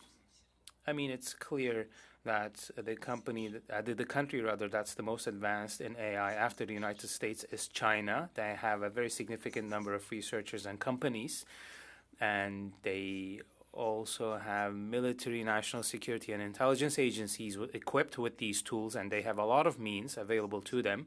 What's important is that it's not just limited to this type of actors, but smaller actors also can use software such as the one that's made available by Meta. It's called Llama. It's available online, and it offers you a whole series of capabilities, and you can use these tools without anyone else being aware. And these systems can even be adjusted and specialized to fulfill a specific task that might be dangerous for democracy and for humanity at large. So these ill intentions are readily available not just to state actors but to everyone. So in your opinion, when we look at AI, can AI detect a lie? There are many people working in that field on that topic. Fact-checking is something that AI is used in, but it wouldn't be sufficient today. Human involvement is still necessary, but again, this would take research that needs to be supported by states, and investments are necessary to develop tools that would support democracy rather than harming. But it's not always a profitable investment. So it needs to come from governments and states, and this would be our immunity system, if you will, against attacks from ill-willed actors. If you look at AI progress, can we consider one's private life as something that needs to be protected? I think it's a choice that needs to be made. Europe seems to have made that choice, and we are going in the same direction, more or less. I don't have a firm position on that because there are pros and cons, and it's not black and white. But what worries me more is the dangerous use cases of these systems. So what's being done today is legislating based on the systems that exist today, but it's a mistake because researchers and companies who work on these issues, they are working on systems that will be available in 1, 2, 3 years, and legislation is slow to come out. So we have to think where AI will be in 2, 5, 10 years. Well, we've seen this with the arrival of ChatGPT, and legislators did not really see that coming. Thank you very much. Thank you, Mr. Villemure. Thank you, Mr. Bengio. Now we are going to Mr. Green, who's going to have the next 6 minutes, please. Thank you, and welcome to the guests. One of the, I think, privileges we have as members is to engage with subject matter experts. Mr. Bengio, I know that you are certainly that. So I do have some questions following up from my good friend, Mr. Villemure. We seem to be on the same wavelength. Given the increasing accessibility of technologies capable of producing deep fakes, as you referenced in synthetic media, what specific regulatory measures would you recommend to safeguard democratic institutions in Canada from the potential weaponization in spreading misinformation and disinformation? Unfortunately, there is no silver bullet. So it's going to be a lot of little things. And unfortunately, a lot of the power to reduce those risks is in the hands of the Americans. So it could be the federal government or California, these days. But there are things that I think the Canadian government can do. First of all, one of the most important things is those companies building those very powerful AI systems need to do tests that, for example, the UK and US AI safety institutes are helping with, that try to evaluate the capabilities of these systems. So is the AI, how good is the AI at doing something that could be dangerous for us? So it could be generating very realistic, imitations, or it could be persuasion that I mentioned. I think it's one of the things that we haven't seen yet used that much, but I think I'd be surprised if the Russians are not working on it, using open source software. And so we need to know, basically, if you were in, yourself a bad actor, how could you use the systems that are commercially available or downloadable open source in order to do something dangerous for us? And we need to evaluate that so that first we basically force the companies to mitigate those risks, or even prevent them from putting out something that could end up being very disruptive. In your opinion, and I think you'd reference this about how because it's not necessarily a commercially viable research tract, that nation states are going to have to invest in this to give immunity. I think about this in some ways as a form of defense spending, as a form of national defense spending. Yes. What opinion do you have, if any, around the possibility of creating international regulations, for example, treaties that would deal with specificity around AI and would, of course, provide some kind of international pressure or culpability should there be evidence of state actors? I'll let you answer that first, and then I'll ask my follow-up. Yes, turns out I'm very much involved in these kinds of efforts in the international community. I'm chairing an international panel modeled more or less after the IPCC, but for AI safety. I'm also involved with the UN and the OECD on discussions about harmonization and coordination of AI regulation and treaties. There's still a long way to go. And it's also important that each country moves forward. So we have a proposed bill here in Canada, and we should do our share. It's very similar in spirit to some of the things that the Americans have done with the executive order, or what the Europeans are doing with the AI Act. And then we need to play a very important role on the international scene, because Canada, being a medium power, is in a way less threatening than the U.S., which also has very strong commercial interests. I think we can agree more easily with the Europeans, for example, and even with developing countries that also have issues with the way things are progressing. So I think we can really play an important positive role, also in the kind of geopolitical battle that's coming along between the U.S. and China, which is not making things easy to find international solutions. But on that, and I hear often we have kind of a digital axis of evil. We talk about China, we talk about Russia, we talk about India sometimes.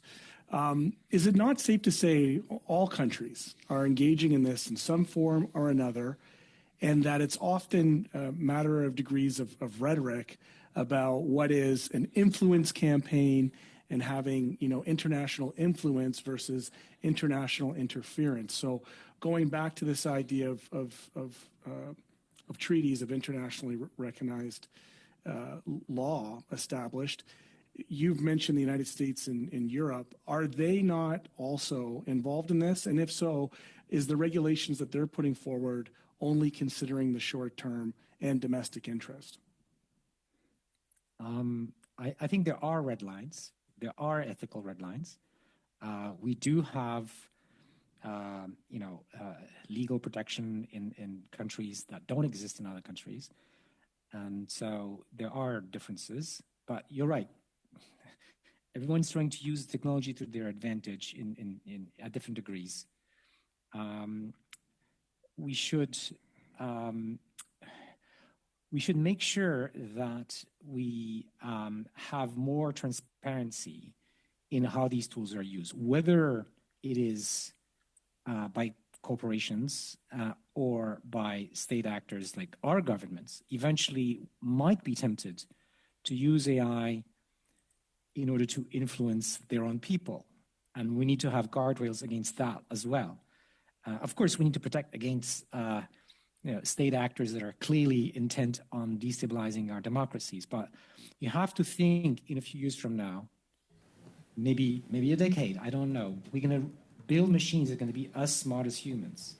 At least it's very plausible, and majority of AI researchers think we're gonna get there. Okay. How is that going to be used? And there's a chance that there's going to be an abuse of that power by whoever controls these machines. Thank you. Thank you. And thank you, Mr. Chair, for the indulgence. Yep, no worries. We are going to the second round now, starting with Mr. Cooper for 5 minutes. Go ahead, Mr. Cooper. Thank you very much, Mr. Chair. Mr. Kolga, when you appeared before the Procedure and House Affairs Committee back in November 2022 as part of its study on foreign election interference, you gave testimony, and I asked you some questions about Beijing's disinformation campaign in Steveston, Richmond East. Since then, a lot of new information has emerged from the public inquiry and in other fora, including this committee. Last week, the Office of the Commissioner of Canada Elections tabled a report at the public inquiry on foreign election interference. The report confirmed that the PRC targeted former MP Kenny Chiu in Steveston, Richmond East as part of a disinformation campaign designed to drive voters away from him using fairly sophisticated efforts, including through the amplification of such disinformation on social media platforms. Madam Justice Hogue, in her initial report back in the spring, noted that, quote, there is a reasonable possibility that these narratives could have impacted the result in this riding. In other words, the disinformation was significant enough that it could have tilted the balance in terms of the outcome of the election in that particular riding, resulting in the defeat of Mr. Chiu. I find that alarming. Do you? It seems to me it should sound the alarm of how serious the threat of foreign interference from hostile foreign states, including the PRC, is to our democracy and the integrity of our elections. Well, I have no doubt that that operation did impact the result. Now, whether it tilted the result one way or the other in any significant way, we don't know that. But there's no doubt that it had some form of impact. What to do about this in the future? Again, I will go back to my statement earlier. We tried to raise the alarm about that operation as it was happening, or shortly after we observed it happening. This is something that needs to be done in the future. And I think that I'm not sure that it's the government necessarily that has a role in doing that, but certainly empowering civil society organizations, those that are monitoring the information space, who understand it, who understand where to look, to empower those groups and individuals who are doing that work so that they can alert Canadians, Canadian media to those sorts of efforts when they're happening. That will help build resilience and strengthen our democracy.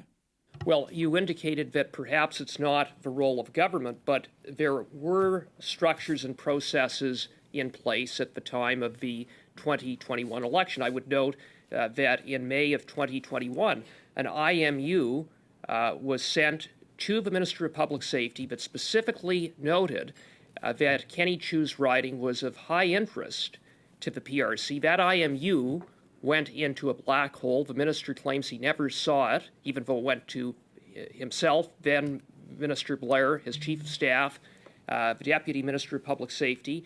Following the Global Times article on September the 9th of 2021, the Rapid Response Mechanism at Global Affairs Canada highlighted the disinformation that was being spread. That was provided to the election committee that had been set up by the government to counter foreign interference and to bring awareness to interference activities. And through it all, Kenny Chiu was left to drown in a sea of disinformation. And not only did he drown, in fact, there is evidence that the Liberal Party actually amplified the disinformation being spread by the Beijing-based regime. So not only is it the case that the PRC intervened in the Steveston Richmond East election or riding, but one of the major political parties, namely the Liberal Party, actually amplified the disinformation, perhaps resulting in the defeat of Kenny Chiu. So would you agree that the system failed Kenny Chiu and failed the voters of Steveston Richmond East? I'm going to have to ask you to do this very, very quickly, Mr. Kolga, please. Well, I would absolutely say that there's room for improvement within that system to ensure that when these instances are detected in upcoming elections, that they are brought to the attention of those individuals who are being targeted. And that goes beyond elections. That goes to those spaces between elections, whether it's elected officials, candidates, activists are being targeted by information operations, they need to be notified. So there's lots of room for improvement. Good. Thank you, sir. Thank you, Mr. Cooper. Mr. Baines, for 5 minutes. Go ahead, please. Thank you, Mr. Chair, and thank you to our witnesses for joining us on this very important study. And I'm going to draw your attention to C70. Are you familiar with the motion 112 that was introduced in the House also? So what we're talking about here is information, and some important recommendations came out of this study. And I mean, the misinformation piece, what Mr. Cooper ended with in his question there was misinformation. The Liberal Party did not amplify the claims that he's talking about. So, and we've seen evidence of him drawing different conclusions earlier in this study today as well. But I will, I'll stick to the important matters here, that the solutions and what you're talking about in terms of, what can we do better? So the issue of information that's being shared, we look at the Security of Information Act, and it was in fact a former director of CSIS that came into the study, talked about how important it is to use that as an enforcement tool. It's something that when I talked about M112, sharing information with hostile nations, some agreements that we already have existing, that needs to be reviewed. That was one of the M112s. That was what motion M112 was. It was something I co-authored with MP Dollywall. And we look at, if you can expand on how important Security of Information Act is, within your knowledge, scope of knowledge on that, and the fact that it hasn't been updated for over 20 years, and what impact can that have?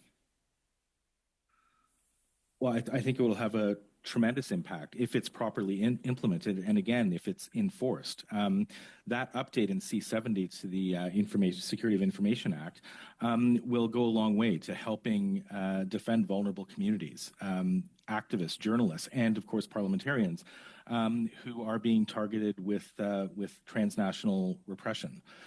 So I think that's positive. I think that the update to the CSIS Act, the fact that the update will allow CSIS now to communicate with non-governmental organizations where it's relevant, perhaps to warn individuals and groups when they are being targeted by these sorts of operations, to let civil society organizations know when they detect these sorts of operations, so that we can be better prepared to defend Canadian democracy and society against them.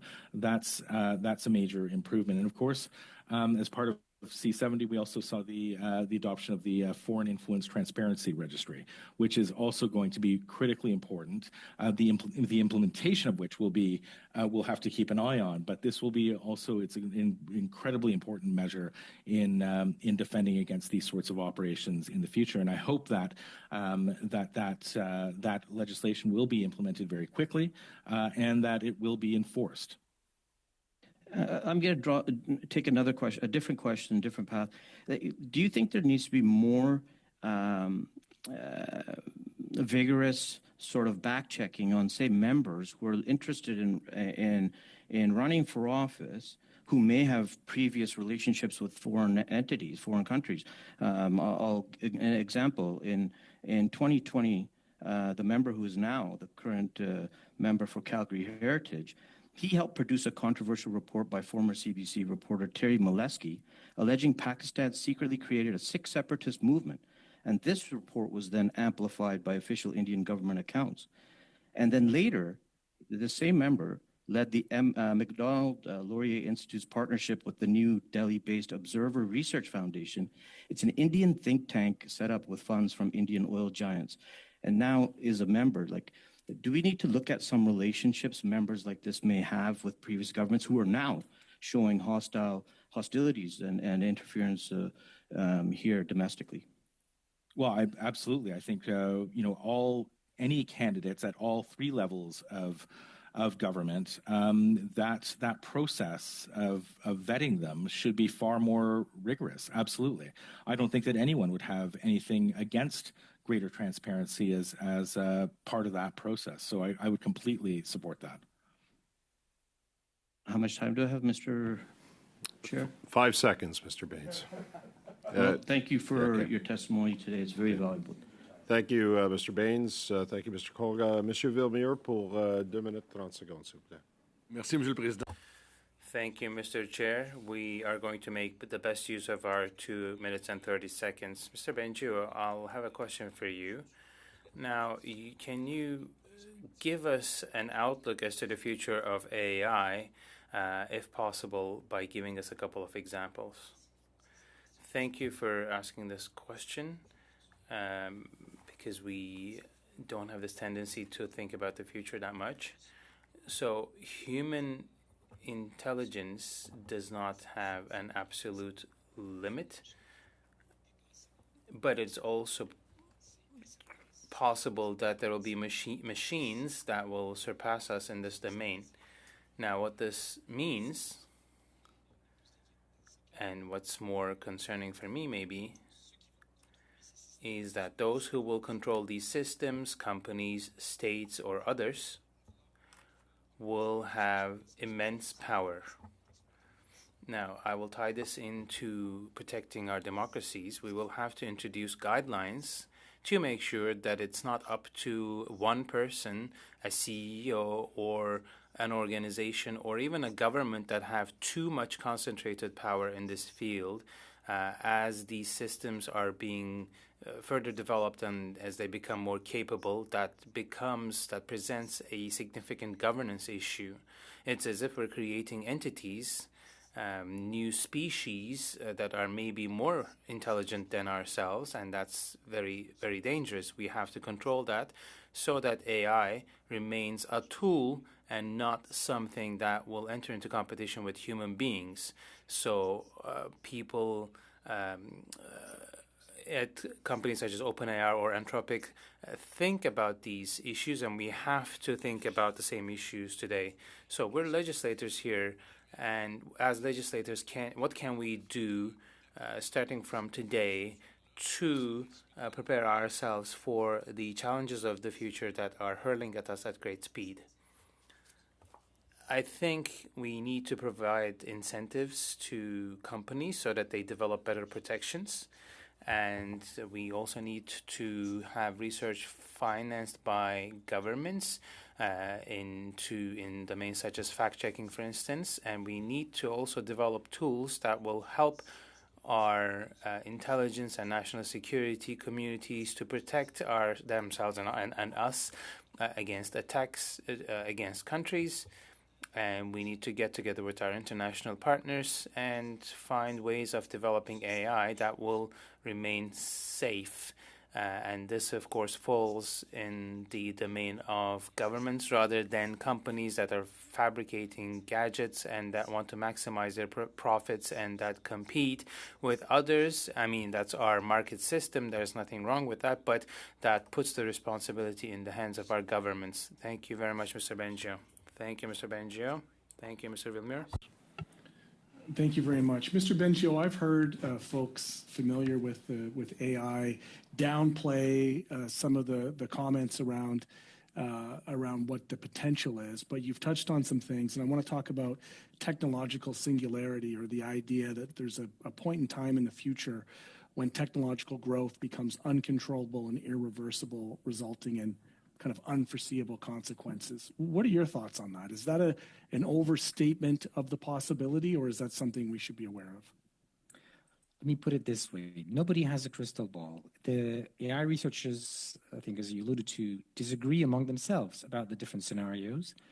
And so the rational way of thinking about this is there are different scenarios. Some are like incredibly, fantastically good, and others are terrible. Eventually, people talk about human extinction. And many things in between. And so what is the responsibility of public policy here? Is to invest to make sure we see through this fog better as we move forward, and to make sure we avoid the catastrophic cases where there are, it's risks of upending our democracies or even creating monsters that could turn against humans. All of these, there are like computer science arguments explaining how it could happen. And if I had more time, I could. Well, you can certainly send them to us, but I have about a minute 30 left. So I want to ask, with some specificity, given your subject matter expertise, we spoke about the international obligation Canada has. I want to now turn domestically to regulation. I do believe government has a role to play. There's not a free market answer to this because obviously free markets will incentivize some of the worst basic behaviors. So with AI and ethics and accountability, how can we develop an ethical framework for AI developers to ensure accountability when AI technologies are used to propagate disinformation, particularly in the context that can impact democratic processes? So I think we can look at what has been done, proposed recently in California, where the way to make sure companies are going to behave well with these systems is through transparency and liability. And these are really great because the government doesn't need to specify what they have to do. Transparency because now they're showing more of what they're doing in terms of making sure those systems aren't going to be dangerous. And they want the public to look at them positively, and liability because now they have to be honest about potential harms that they could create with those systems, like that third parties could create, right? So it's not that one of these companies is going to do something directly to harm people, but if they make it easy for terrorists to do something or to create a monster, as I said, that may have huge costs for society, and they should understand that they're going to be financially responsible for that. Thank you. Thank you very much. Thank you, Mr. Mengio. Mr. Barrett for 5. Go ahead. I want to provide the witnesses with some context about a situation that's unfolded over the last week. On September the 22nd, CTV News aired a segment about a confidence vote that was going to come before the House. And in that segment, CTV deliberately misrepresented the comments of the leader of His Majesty's loyal opposition. Now, this is incredibly serious. So we're talking about CTV News. They're owned by a media giant in this country. They're owned by Bell. And what happened is shocking. So CTV News spliced together different parts of the leader of the opposition's comments to create a false impression. Well, first of all, created a false statement, something that he never said. But the intention was to create a narrative that the opposition day motion was not about having a carbon tax election, which was what it was about, but was instead that it was to oppose the Liberals' dental care program as opposed to it being about the carbon tax. And this isn't a situation where we have an error, a misunderstanding during the editing process, or some kind of technical issue. This isn't something that can be communicated away. This was very clearly an effort by a media company, by a news organization, to manipulate the statements of the leader of the opposition on the eve of a confidence vote in the House of Commons in a minority parliament. And we're talking about misinformation here, and the need to trust, who we can trust, worried about what we see online. But here we have CTV News. We all know who CTV News is, and they created a statement. They spliced together multiple sentences to say something that the leader of the opposition did not say. Conservatives were calling for a carbon tax election. They made it about something else. So how damaging is this to Canadians' confidence in trusted sources if they can't trust that a major news outlet will just simply report on what's actually being said by the leader of the opposition, and instead deliberately editing a clip to have him say something that he never said. Mr. Kolga, do you want to start with him? Sure. Okay, Mr. Kolga, and then we'll go to Mr. Bengio. You've got 2 minutes to respond. Well, thank you for the question. I'm an expert on foreign information and influence operations, not on CTV's editorial policies. But I would agree that it's very important that Canadians are able to trust their media sources, especially in these times where trust is declining in media. But again, I'm an expert in foreign influence and information operations, not on these sorts of domestic situations. I mean, it looks to me like they took it straight from the playbook from foreign entities that look to sow disinformation in our country. To the second witness. I'm even farther away from this question, being an expert in AI. Sorry. Yeah, it's I think that we have a real problem in our country. You know, we're looking outside to examine the effects of interference, of misinformation, of disinformation, and this is an example of disinformation. This is something that demonstrably did not occur. That they edited together. We talk about deepfakes. They didn't use AI. They used an editing suite to create a lie, and it's shocking. It's really low tech, actually. It's low tech domestic disinformation, and the fact that that organization is heavily subsidized by the Trudeau government, and then took to undermine the leader of the opposition on the eve of a confidence vote, I think tells us something very scary about interference in our democratic institutions by the powerful who favor Justin Trudeau. Thank you, Mr. Barrett. Mr. Fisher, we'll start with you, and then I understand we're going to go to Ms. Khalid to finish off your 5 minutes. Go ahead. Thank you very much, Mr. Chair. I want to thank both of our esteemed witnesses for not only being here today in their testimony, but for being patient with our committee, because I know you've been here before and we had votes and some things going on. So thank you so much for being here today. Artificial intelligence, foreign interference, misinformation, disinformation, deep fakes.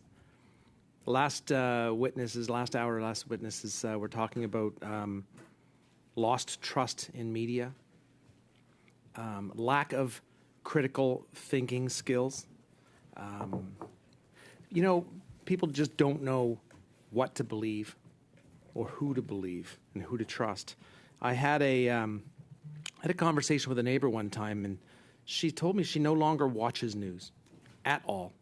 Whether she sees it on social media or whether she sees it on TV, she now, and this is kind of heartbreaking, she consciously goes out of her way to not watch any news because she's been duped by misinformation, disinformation, or malinformation in news. Last hour, we asked our witnesses to give us some recommendations.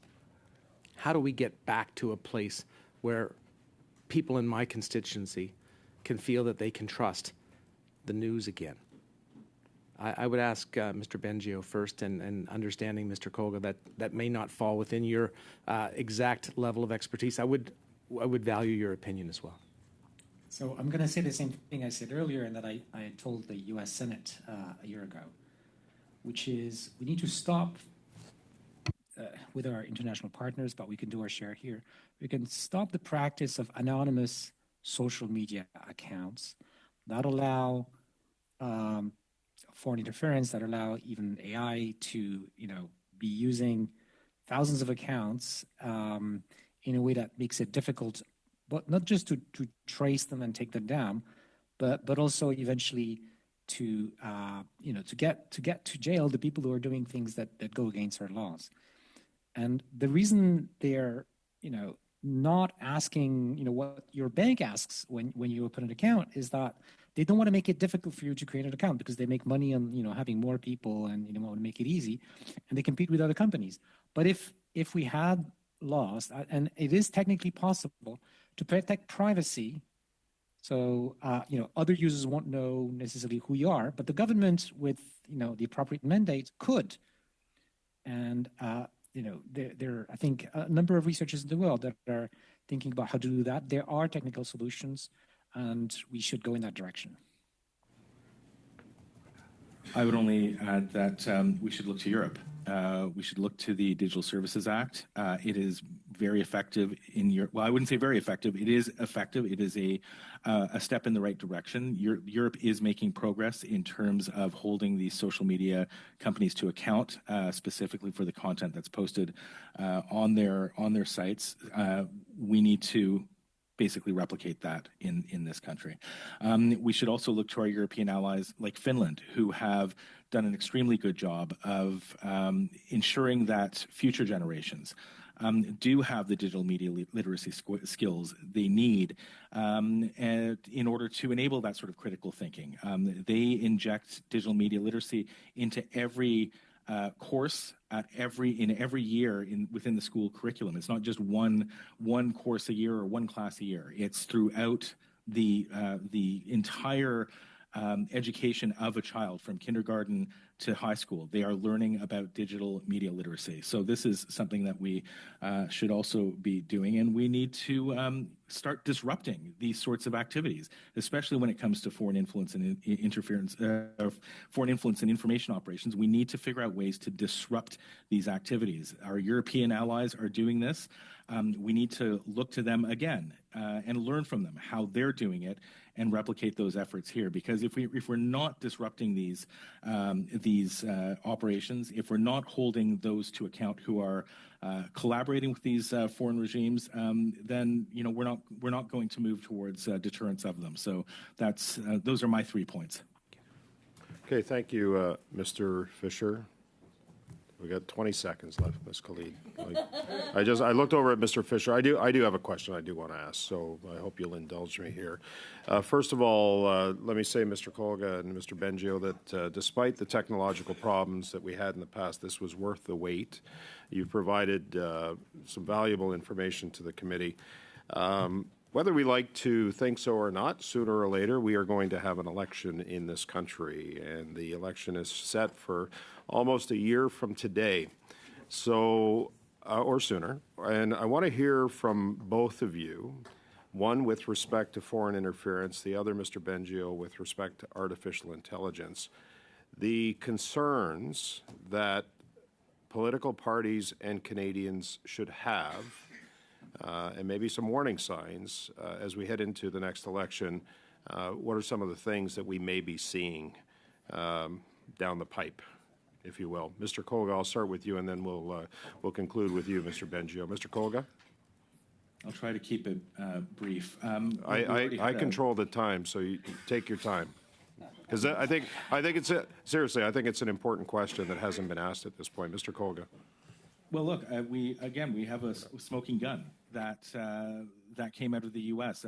with the DOJ indictment. $10 million was used to create a new platform with the help of Canadians to try and influence Canadian and American discourse. We see it happening, and so it's not a question of is something going to happen at the time of when the writ drops. It's already happening right now. And I think one of the problems that we have in this country is this belief that these foreign authoritarian regimes only activate themselves when there's an election. They don't. China and Russia are sophisticated.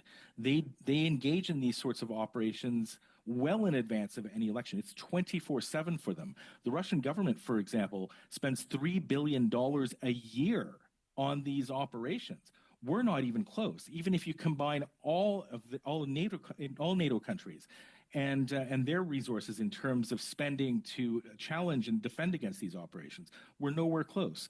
So we see it's happening, and I think that we need to sort of step back and acknowledge the fact that it's not just election, it's a full-time operation. How are we going to defend against that?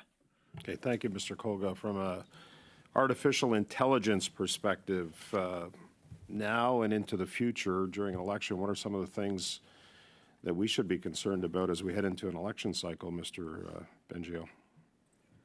Okay, so we have to worry about the technology that already exists that can be used to create deep fakes of various kinds and imitate people, their voice, their visual appearance, their movements. And I think we need to start preparing against tools that are on the horizon. That could be, coming out in 6 months or something like this. Again, AI is not a static thing. It's getting better, as new systems and companies are coming up with new ways of training them that make them more competent. And I'm going to go into a little bit of a technical thing here, which is once one of these very large systems that cost over $100 million has been trained, it's fairly cheap to take it, especially if it's open source, and do a little bit more work to make it really good at one particular task. This is called fine-tuning.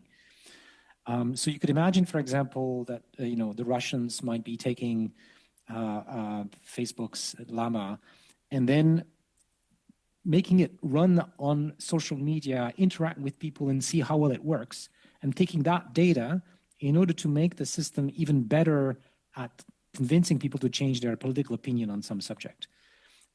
As I said earlier, there are already studies showing that GPT-4, as it stands, is already better than humans, but only slightly, especially when it has access to your Facebook page. But it can get a lot worse without any new scientific breakthrough, just with a bit of engineering of the kind that it could easily do. And what that would mean is they can now unleash bots that would be, talking to potentially millions of people at the same time and trying to make them change their opinion. It's a kind of technology that we haven't seen, or maybe it is already happening and we're not aware of it, but it could be a game changer for elections in a bad way. Okay, thank you, gentlemen. Thank you for providing such valuable information to the committee. That concludes today's meeting. I hope everybody has a great weekend. Thank you, Clerk, for arranging for our witnesses to be here. Mr. Kolga, Mr. Bengio, thank you for your valuable time today. That concludes today's meeting. I have no other business. Have a great weekend, everyone, and we'll see you next week. Meeting's adjourned.